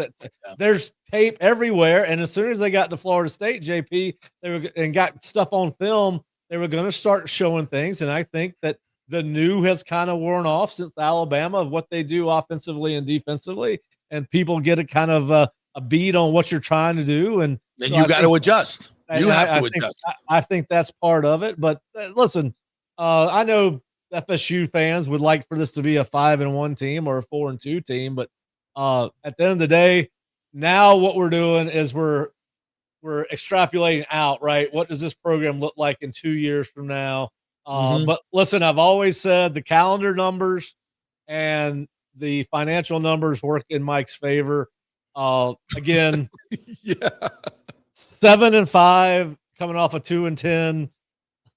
I mean, I don't know. I can't get caught up in the numbers. The optics matter, the nuance matters, and he's just not getting it done. I've been a huge supporter of his, and it's 6 years in. I want to see a culture that's been created. You don't see that. I want to see at least a smidge of recruiting success, sustained success in the high school recruiting, which is not there. And it's just, and here's another thing, Pat, I think a lot of us have got to come to grips with. If you're a Florida State fan, it ain't like the old days, and it never will be. We ain't ever going 14. Nobody, by the way, is going 14 years in the top 5. It's not happening. Every team is going to have dead seasons. This is going to happen, but you at least want to have a coach that you feel like is building something. And I don't feel that way with Norvell anymore. I feel like it's always it's a quick fix here, quick fix there. It just doesn't feel like a build, but maybe that's just not who we are anymore. What if we're sitting here after the Clemson game and this team is 6-3?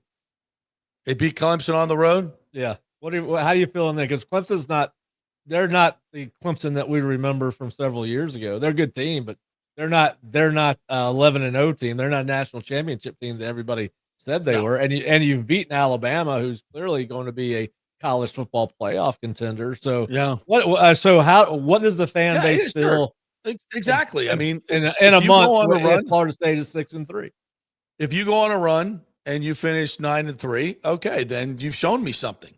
But the information that I have available right now, no.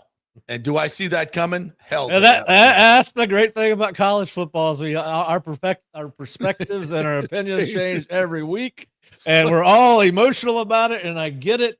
I just did not know. I mean, I kept on. We talk about the hearing fake punt. About people talking about you're talking about the delay of game on the fake punt. Yeah. I don't know, man. I don't know. And that thing was going backwards, so they got lucky, really. I mean, oh my God! See, can you imagine? It was clearly a great penalty. I mean, to have called. I mean, in retrospect, it worked out great that they were late. Yes. Because they had that thing locked up, and I think Pitt, I don't know. I can't remember whether Pitt scored on that drive or not, ensuing drive, but they would have had the ball inside the 50 for sure. So anyway, listen, not always going to go right. It's just bad. It's so bad right now. Not always going to go right.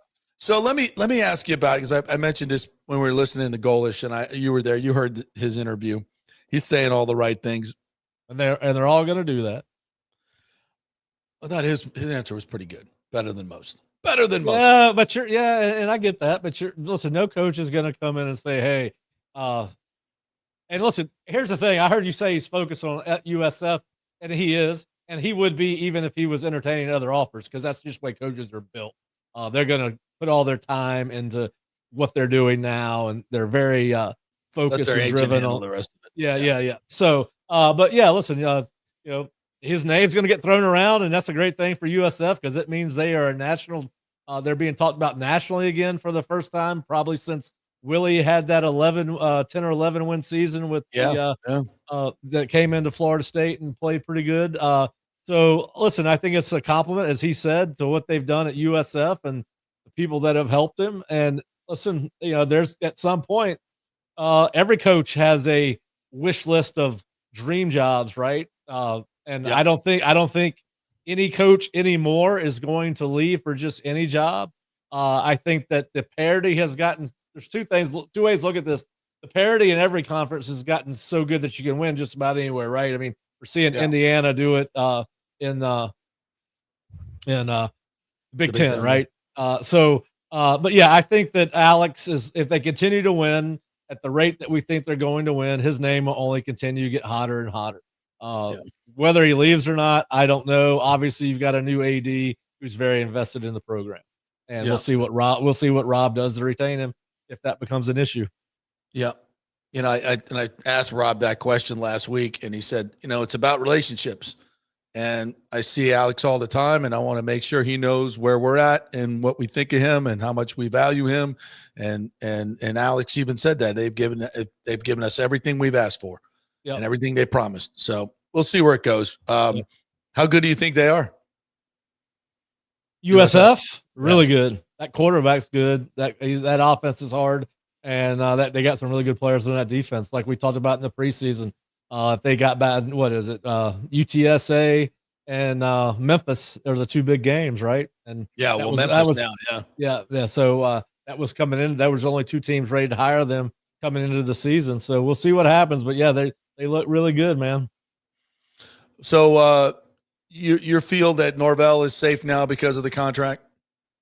He's not going anywhere. I think we're going to see. I think they got to wait to see how the next 3 or 4 weeks play out. I agree. I mean, I just, I could be wrong on that, but I think there are a lot of factors involved in making a coaching change these days, including. Would we be better off putting our money into players than we would paying off coaches and paying new money to new coaches? So we'll see. But I've also said every program that says we're broke, we can't do this or that, when they finally get enough of it, they somehow strangely find the money. So we'll see what happens. Yeah. And at Florida, Napier. Well, everybody's been firing him since he got here. just let me know when it's over, one way or the other, whether that's this year or in 2027. But we'll see. He finds a way to keep the Wolves at bay. There's no doubt about that. He comes up with a big win when he needs it. That's thank you, Texas. Thank you, Texas. Yep. We appreciate that. Absolutely. Tell us about your new gig.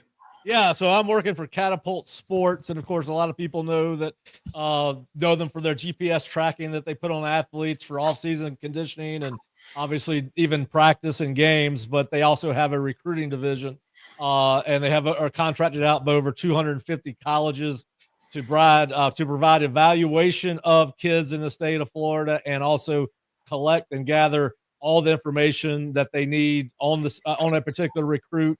And so for bigger colleges, we offer one thing to them. And then for smaller colleges, there may be in the Northeast, Midwest, but still recruit the state of Florida and can't have a coach here every weekend.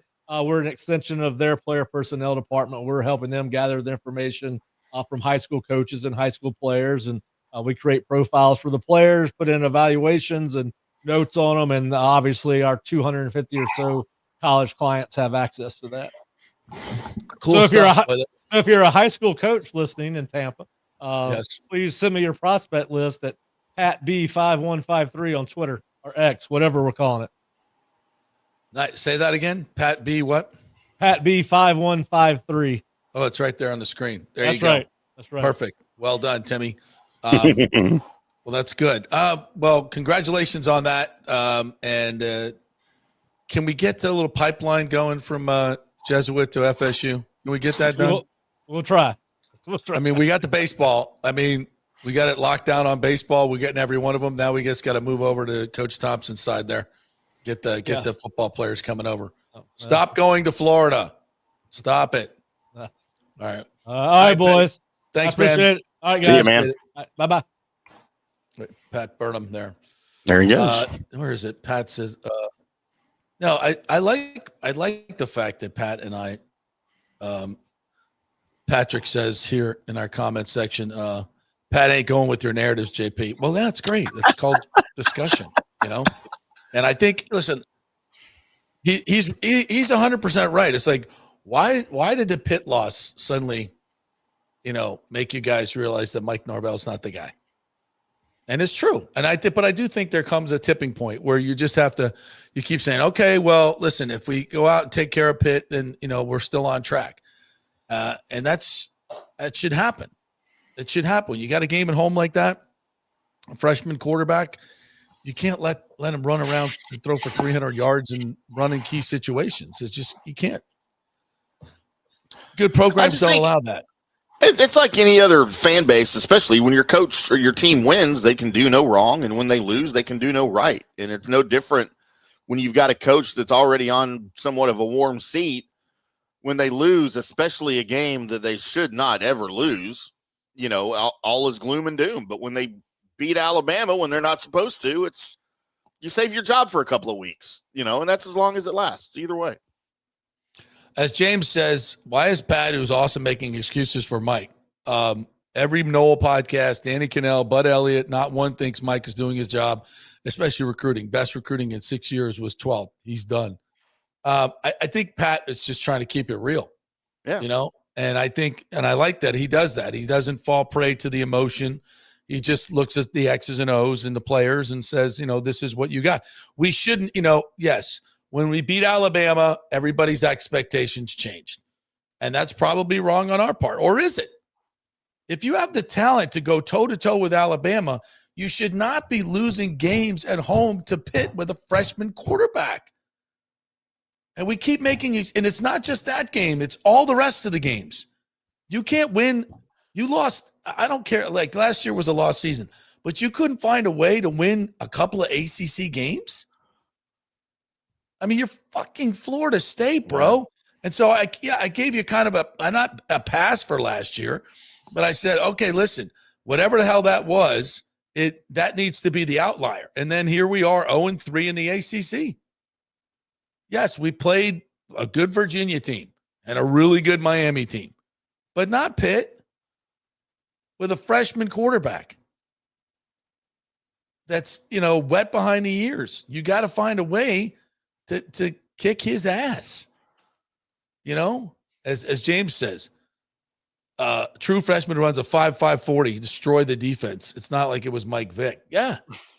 Maybe that kid turns into Aaron Rodgers. I don't know, but I doubt it. Don't I ever doubt turn it. anyone into Aaron Rodgers. Come on. I doubt it. So yeah, I the excuses are just listen. And again, it's not easy. Being a college football coach is a very difficult thing. You know, Billy Napier and Mike Norvell, and Mike's not the worst coach in the league in college football. He's not by far. I mean, look, he got a brand new contract worth a hell of a lot of money because Alabama wanted him to. So it's hard to do, but 2-10 was a fireable offense at Florida State. That's bottom line. You survive that, and then if this is another season that can go really south, and you need to stop it. And if he can't, then you almost have to find a way to pay it off and move on. I mean, you've got some very losable games in these 5 remaining games on the schedule. Yeah. I mean, you always have issues with Wake Forest for some reason. Yep. Clemson sucks. But, going there and playing at Clemson, right. We're certainly not going to be favored in that game. No, Virginia Tech is without a coach right now, so they're in shambles. Right. NCSU, I mean. That's Friday night on the road, right? I think that's a Friday night game on the road. Yeah. And then, of course, Florida to end the season, man. Are they favored in any of these games? I mean, NCSU. They'll be favored against Stanford this week. They'll be favored against Wake. They'll be favored against Virginia Tech. All right. They won't be favored at Clemson. They probably won't be favored at NC State. And they certainly won't be favored at Florida. No. I don't think so. But there's a lot of football to be played. And like I said, the numbers and the nuance and the context matters. And, I will say this. I'd like to see Kevin Sperry play. I like to start seeing him play because Tommy Castellanos ain't the future. And he's nicked up too. So, and I've heard people say, well, he's not ready. What was this kid from Pitt? Heinrich or whatever, the Heimlich maneuver or whatever the hell that kid, was he ready 2 weeks ago? Well, Pat Narduzzi got him ready. If you can't get your young quarterbacks ready, then what are you doing as a coaching staff? More indictment. All right, let's take a break. We'll come back. We'll hit a couple other baseball notes here I want to get to a little bit more. There's some Bucky news we got to get to as well. So we'll do that. We're brought to you by the great folks at Third Generation Plumbing and American Standard Heating and Cooling. The dynamic duo will get your air conditioning and your heating right. They'll also give you a free 1-year maintenance contract if you buy a new unit right now at Third Generation Plumbing and buy that American Standard fine heating and cooling unit. They are the best. They are the most efficient. Great value in American Standard, and they are durable. And that's what you really need in this Florida heat. American Standard Heating and Cooling and Third Generation Plumbing. That is the dynamic duo to get your heating and cooling correct. ThirdGenerationPlumbing.com. Back in 3. JP here for Riveters, the official sports bar and grill of the JP Peterson Show. We're located just south of Ray J and Steinbrenner Field, so it's a great pre- and post-game spot, and the happy hour is amazing. Monday through Friday, 3 to 7. Check out these specials. $3 Bud Light drafts, $4 domestic bottles, $5 wells, $6 premium wells, $6 cocktails like margaritas. That's unheard of. And the Riveters food is freshly made daily. No freezers. Happy hour food specials include $3.50 tacos and barbecue sliders. $6 you get edamame or chips with the beer cheese, which is amazing. $8 buffalo chicken dip, my favorite. The truffle fries, chili cheese fries, also $8 at happy hour. As well as other specials throughout the week, including Taco Tuesdays, you get $3 tacos, and Wing Wednesdays, 7 o'clock to 1 a.m. in the morning, you get our amazing wings, 5 for $5 and $5 wells and wines. That's a good Wednesday night. So if you're tired of the preppy, overpriced, generic sports bars, come see the amazing, friendly bartenders and staff at Riveters, where customer service really matters. Riveters, just south of where the Rays and Bucks play. We'll see you there. Experience the art of driving at Genesis of Tampa, where luxury meets innovation and every detail is crafted for you. From the bold G70 to the refined GV80, Genesis delivers power, elegance, and technology years ahead of its time. Book service online, and our Genesis Experience advisors will pick you up and drop off your vehicle. If available, you can enjoy a courtesy car while yours gets a complimentary interior vacuum plus a generous offer for your trade. Every new Genesis comes with the Miracle Advantage Plan, 10 years or 250,000 miles of powertrain warranty and 4 years of complimentary maintenance. Visit us at 801 East Bears Avenue or online at genesisoftampa.com. Genesis of Tampa, luxury redefined. Italiano Insurance would like to congratulate the Bucks on their 50th anniversary season. And you know what? We've been here for every season and then some, over 60 years in business. We've seen some smart coaches with great game plans, but if you don't have flood insurance or business insurance, that's a terrible game plan. That could ruin you financially. You don't want to take that L. So call 813-877-7799 and let their friendly agents quarterback your insurance and save you big money. Italiano also sponsors our FSU report every week, so go Noles! 813-877-7799 or go to italianoinsurance.com.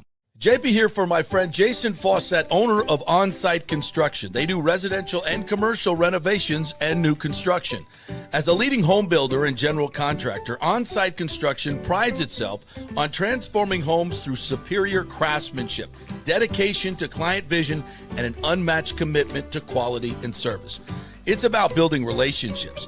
We take the time to understand our clients' needs, preferences, and budgets so that we can deliver a personalized experience tailored to their unique vision. From the initial designs to the final touches, we're there every step of the way, ensuring that the end result mirrors your vision. Here are some testimonials from happy customers. G. Gibson says, no hidden costs, very honest, reliable, creative, and communicates well.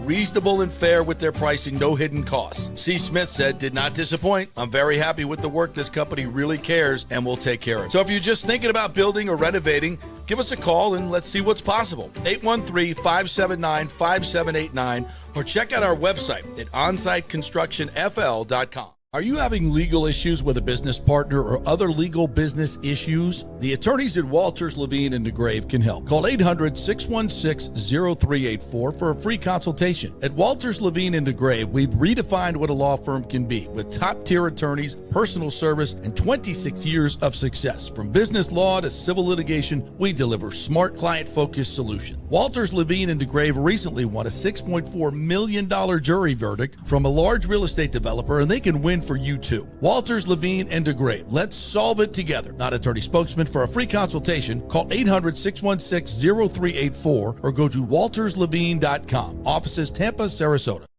Let's go. Right now, back to the show on FanStream Sports. All right, welcome back to the JP Peterson Show here on this hump day. Hump day! The Lightning lose in overtime to pick up 3 of a possible 4 points. Two-game roadie back out on the road this weekend. Lots of good comments to get to, so I'm going to do that right now. Couple questions here. Wesley Wright asks, I've heard that from some of the media that the Rays might need permission from the Yankees to have a stadium on the HCC site. What would that be? Do the Yankees actually own any of the ACC land? No, they do not. That land is owned by the TSA and leased to the Yankees. So they have lease protection on that land. Now, I have talked to some folks from the Yankees, and they're basically people I talked to kind of indifferent about what's going on at HCC because they don't know all the particulars. And I said, why wouldn't you want that, a huge entertainment district and a stadium next to your spring training sites so your spring training fans can come to an area where there's a lot more going on? Mm-hmm. I think it would only benefit, the Yankees games. And I think it would obviously benefit the entertainment district to have 30 spring trainings there, or 25, whatever it is that they have there. So I don't see it as an issue. And I certainly know that the Yankees have no say whatsoever on whether the Rays can put a stadium there. It's up to HCC. It's up to the state. They own the land. The county, I think, I thought the county owned the land, but the state owns that land. So, and DeSantis being good buddies with Zalupski, the new owner, it all comes into play and seems to work out pretty well.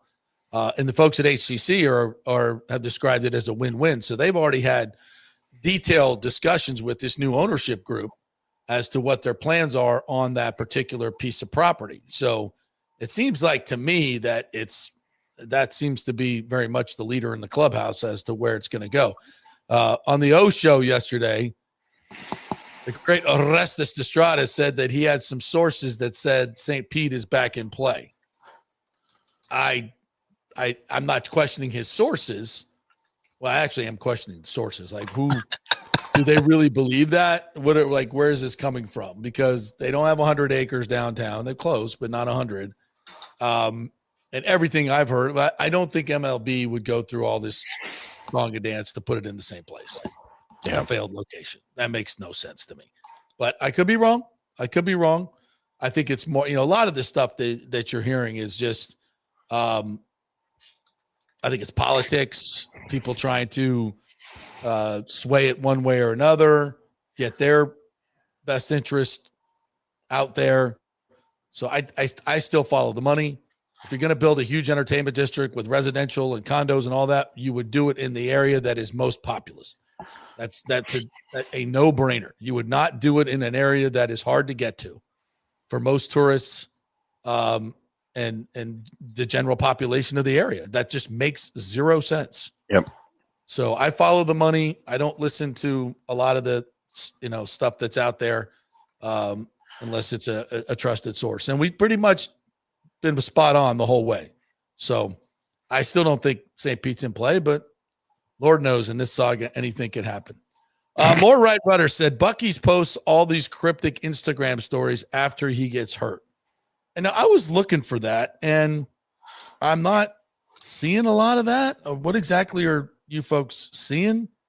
He has some scripture on there. God gave his toughest battles to his toughest soldiers. Don't cry for me when the war is over. He's a very spiritual person. I don't think that he's saying that he's out for the season. Is that? I'm not getting that at all. I'm not getting that at all from what he's posted. Yeah. No, but I know people are talking about it. I don't. James says Bucky's shoulder injury probably season ending. 3 posts from Bucky means something. Maybe same injury Servassier had last year. Am I missing these posts? I'm seeing some of the posts, but I'm not getting that at all. Like at all. Yeah, on Instagram. I don't get that. Yeezy said something's going on with Bucky, maybe not even injury related. He's been MIA. I'm trying to think if I saw him in the locker room. Most of them they're cleaned up by the time we get in there, but I don't think so. Unless you guys have some other information that I'm missing. I haven't heard some of the other.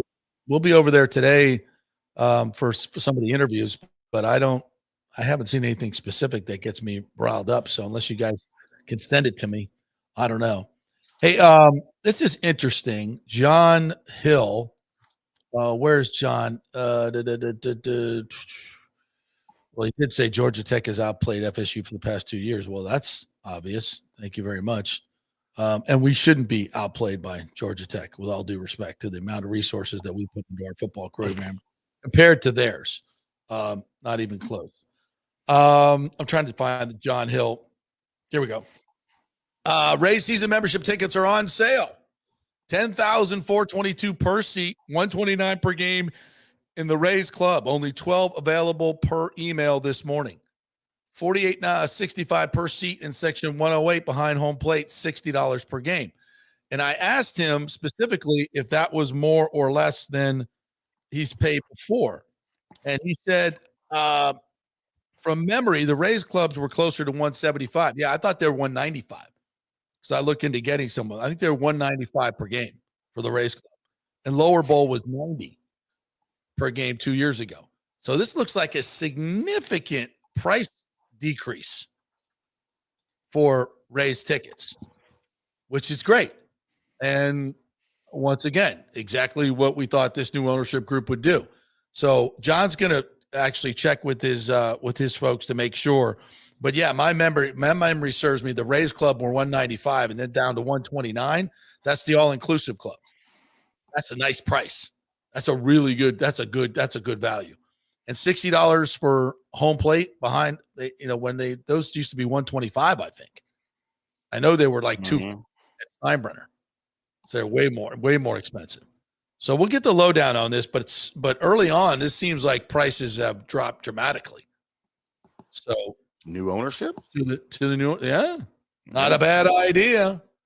And this is something that has always blown my mind. They still always kept these prices like ridiculously high, and he would make money on the Rays fan or the Yankees fans, Red Sox fans, Cardinals fans, especially Braves. That teams that don't come here that often. He would jack up the price, and they would buy them one off, and it would price out the Rays fans. And season ticket prices were high. Everything was high. And I mean, why wouldn't you just want more people in the building to buy more beers, to buy more hot dogs, to buy all those things that are ridiculously overpriced? Hopefully they cut some concession price as well. They got to make money somewhere. I get it. But yeah, that seems significant. But yeah.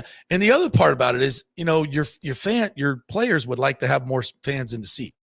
So yeah, cut the prices, family deals, 4 tickets for $50, include a hot dog and a Coke, for seats that you're not even using. Why wouldn't you do that? I know why Stu didn't do it, because he didn't want to staff the place. He wanted to continue to present himself as a low revenue owner so he could get all the revenue sharing money he could get. That's not the play for this new group. And that's not why Major League Baseball chose them, obviously. Clearly. No. Rick says the problem with the pass rush is that if Vea doesn't knock the center and guard over, no one else gets there. There's a lot of good tape going around on Twitter about Vita Vea just wrecking people. And we've talked about this for years. He's the most important player on the defense. And, the Yaya sack was absolutely caused by Vea going through one of his sacks, busting up a double team right through the middle of it and forcing him out. So he has been tremendous. And if we lose him, we are in shit shape for sure. What else we got here, partner? You want to hit a little bit of baseball as well? Yeah, let's talk baseball for sure. How about them Dodgers? Not something I actually wanted to see, but how about Blake Snell the other night? 10 Ks, 8 innings, faced the minimum. Nobody took him out till the ninth, although he was at 103 pitches, I think. 106. Yeah, more than you'd like to see, I think, but yeah. 103 after 8 innings. That's not a lot after 8. And you're saying, why don't you let him get a complete game? Because Sasaki's pitched well. And he comes in and freaking loads the bases. He got out of it because Blake was a Trinan. Bases loaded, bro. 2-1 game. And the pitcher throws a slider right at you. You can't get out of the way, bro. You can't get out of the way. No. And O said it's fight or flight. That's your just mechanism. You just instinctively see ball coming. You get out of the way. And he's right. I mean, he played the game, not me.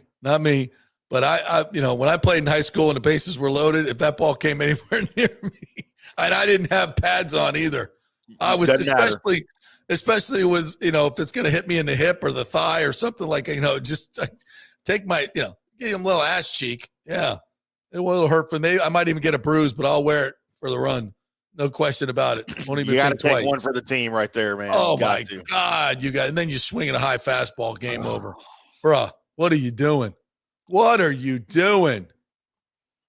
It's going to be another close, but not quite for the Brewers. Yeah. Yeah. Was it the rematch of the 2016 NLCS, I think was the Brewers Dodgers. I recall correctly. 2016, 2018. I think you're right. I think you're right. Yeah. That it's been and Yamamoto was really good last night as well. So what are you thinking in what you Seattle's up 2-0? Now the Dodgers are up 2-0. Yeah, dude, I'm going to be torn. Back? I'm going to be torn with the Dodgers Mariners World Series. I'm not going to lie. I mean, clearly I'll be rooting for the Mariners, I think. God, man, I don't even know.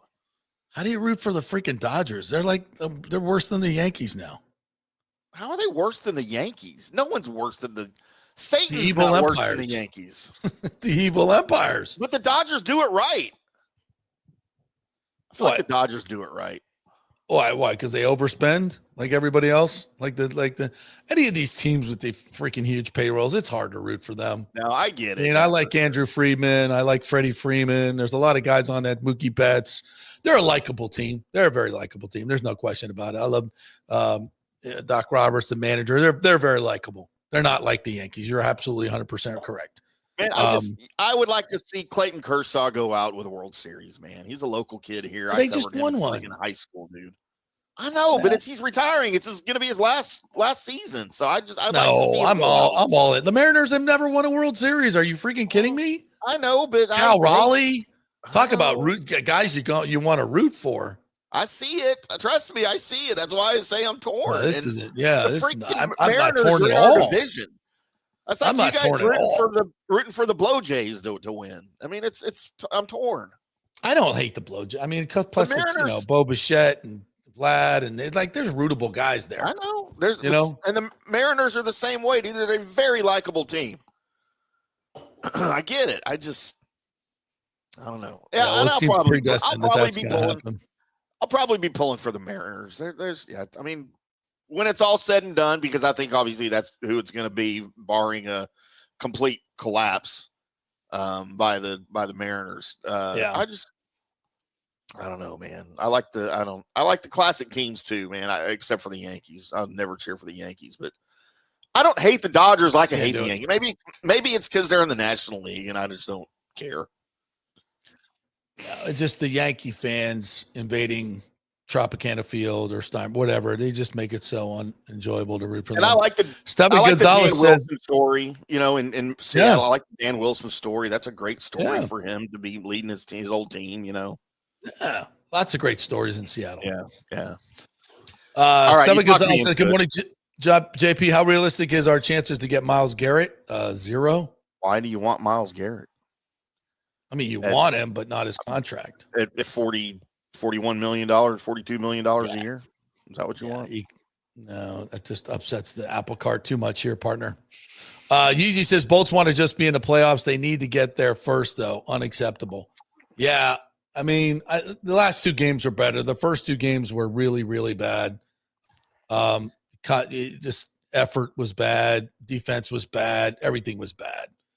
Didn't shoot the puck. Last 2 games, much better. So let them get into the season, see how things are going. A couple, my right brother says, a couple things that I find interesting. The Bucs bring in a couple running backs to join the practice squad. Yeah. That's one thing that gives me a little pause about Bucky. And the shoulder injury I didn't see. Definitely saw the foot injury, but I didn't see the shoulder injury. But yeah. Rick, my Animal House reference, drunk and stupid. It's fat, drunk, and stupid is no way to go through life, son. Yes. That's blue. Hey, it's worked out for me pretty well. Not gonna lie. Cody says Golish is gone. He's saying all the right things. Not so fast, my friend. James says this isn't on the fans, USF fans. If you're going to underpay a coach you think is special, that's on USF. It also takes a coach with a vision and a coach not driven 100% by money. If Levitt didn't screw up, he was a lifer. Yeah, well, you got to get past the Levitt thing, James. Listen, I know this, that USF is certainly going to offer Golish. Now, can they offer what some of these other big teams are going to be able to offer? Probably not. But they might. I don't know. They might, depending on the situation. Probably not, though. That's just that's part of the haves and the have-nots in college football. And unfortunately, USF is just not there yet. Paul M. says, for most men like Coach Golish, it's not about the trophy. It's the hunt, the view from the top of the hill that reveals a bigger one to climb. Those are the great ones. Now that right there, that's a comment, guys. Like, that's Paul M. That's poetic. It's, dare I say, intriguing and thought-provoking. Thought-provoking is a good word. Yeah, well done, Paul M. We'd like to see more of you in here and less of James. I'm kidding. Bring it. Oh, James. I love James. I miss B. I'll put up another one of his. So good news is buyout a line item through 2031. Knowles easily can absorb, especially with additional rev share from the ACC. 2026 schedule daunting. Maybe Knowles brass wants Mike to eat that next year. That's a good take on that, because next year's schedule. Let me call up FSU's next year's schedule. Is tough, and so if you fire a coach and bring him in with that kind of the Billy Napier thing, it may not be, because you can eat 2 more years, save a lot of money, but in the meantime, how bad are you? And how does that take? They got Alabama at Alabama, Central Arkansas at home. Then of course they have the Gators at home, and then their conference schedule is, and Notre Dame, by the way. So you got Notre Dame, Alabama, Florida, Boston College, Clemson, NC State, SMU, Virginia, Louisville, Miami, at Pitt. Yeah, that's a tough slate right there. That is there's only one cookie in there. That is you got to face that quarterback again at Pitt. It just lit you up. Yeah, that's what I love. You know what I love about this college football season? I love that no one's talking about Notre Dame. I love that. I love not having to hear about Notre Dame in the playoffs. Notre Dame's going to win, blah, blah, blah, blah. You know why? Because I want Marcus Freeman to come coach the Cowboys. I want him to get fired and come coach the Cowboys. You think he'd be a good NFL coach? As much as I hate the freaking Fighting Irish, I think Marcus Freeman's a badass, man. He's an old Ohio State guy, too. I'd love to see him come coach Cowboys. Nothing against Brian Schottenheimer. I'm not dooming him. I'm just like, if that job comes open, I would love to see Marcus Freeman come back. Kevin E. says, I think this might be my buddy Kevin E. Are you insane if you think FSU is going to come up with $65 million for Norvell and the coaches' buyouts, then maybe have to buy out another coach's deal? We are not that flush. Yeah, at some point, like, how much is too much? It's not just Norvell's; it's all the assistants. I mean, you just hired Gus, you just hired Tony White. I bet their buyouts are pretty big too. It's just too much money. I don't know. Assistant coaches had buyouts. I've never heard of that before. Well, I don't know. Maybe they don't. I'm pretty sure they do. I can see that in a situation if it's just you, like, you're not doing a good job, we're going to let you go, then you have to buy him out. But if the head coach gets fired, you can't buy out the entire staff. There's got to be a clause in an assistant's contract that says, look, if the staff goes and you go, we're not buying all of y'all out. You're a victim. I don't know. I mean, I don't know either. I'm just saying, to me, that would be the logical way to do it. But that's nuts if you got to buy out the whole staff. I guess you don't always let the whole staff go, though. True. You could keep some. Kevin E. says, no, not okay, but I think a 7-5 bowl season after 2-10 is a step in the right direction. See, this is what I don't get. I don't think you can use 2-10 as a reference point. Because if you do, then you should be fired. You can't, you know what I'm saying? It's like, oh, we were 2-10 last year, so 7-5. No, the standard is at Florida State is 10 wins and competing for the ACC every year. That's the standard. Not 2-10. You can't say, oh, we're 2-10. That you did 2-10, and that's not the standard. Like, not even close. That's a disaster. So, I mean, a baseline, and I'll say this. Maybe a 10-win season is too inflated of the expectations now for Florida State. Maybe I'm just too garnet and gold myopic. So let's say 8-9 wins. 8-9 wins is like the floor of where you should be at Florida State. You were 2-10. And if you don't get to 8 wins this year, it's a failure. It's a failure. It's not, oh, we had 8, we had 2 last. No. You don't look at it that way. 8's the floor. That's it. At Florida State, with the resources and the branding that you have, that's the floor. And if you can't do that, you can't be over 500 in the ACC. You haven't won an ACC game in over a year. ACC. We beat more SEC teams than we beat ACC teams, which is weird. Yeah, unless you think 2-10 is the standard or the norm, then you can't hold that. You can't compare this year to that year because that was the outlier with the injuries. We all know what happened. So unless you think that's the new standard, then you can't compare this year to that because you have already set the bar much, much higher. Mm-hmm. So, yeah. All right.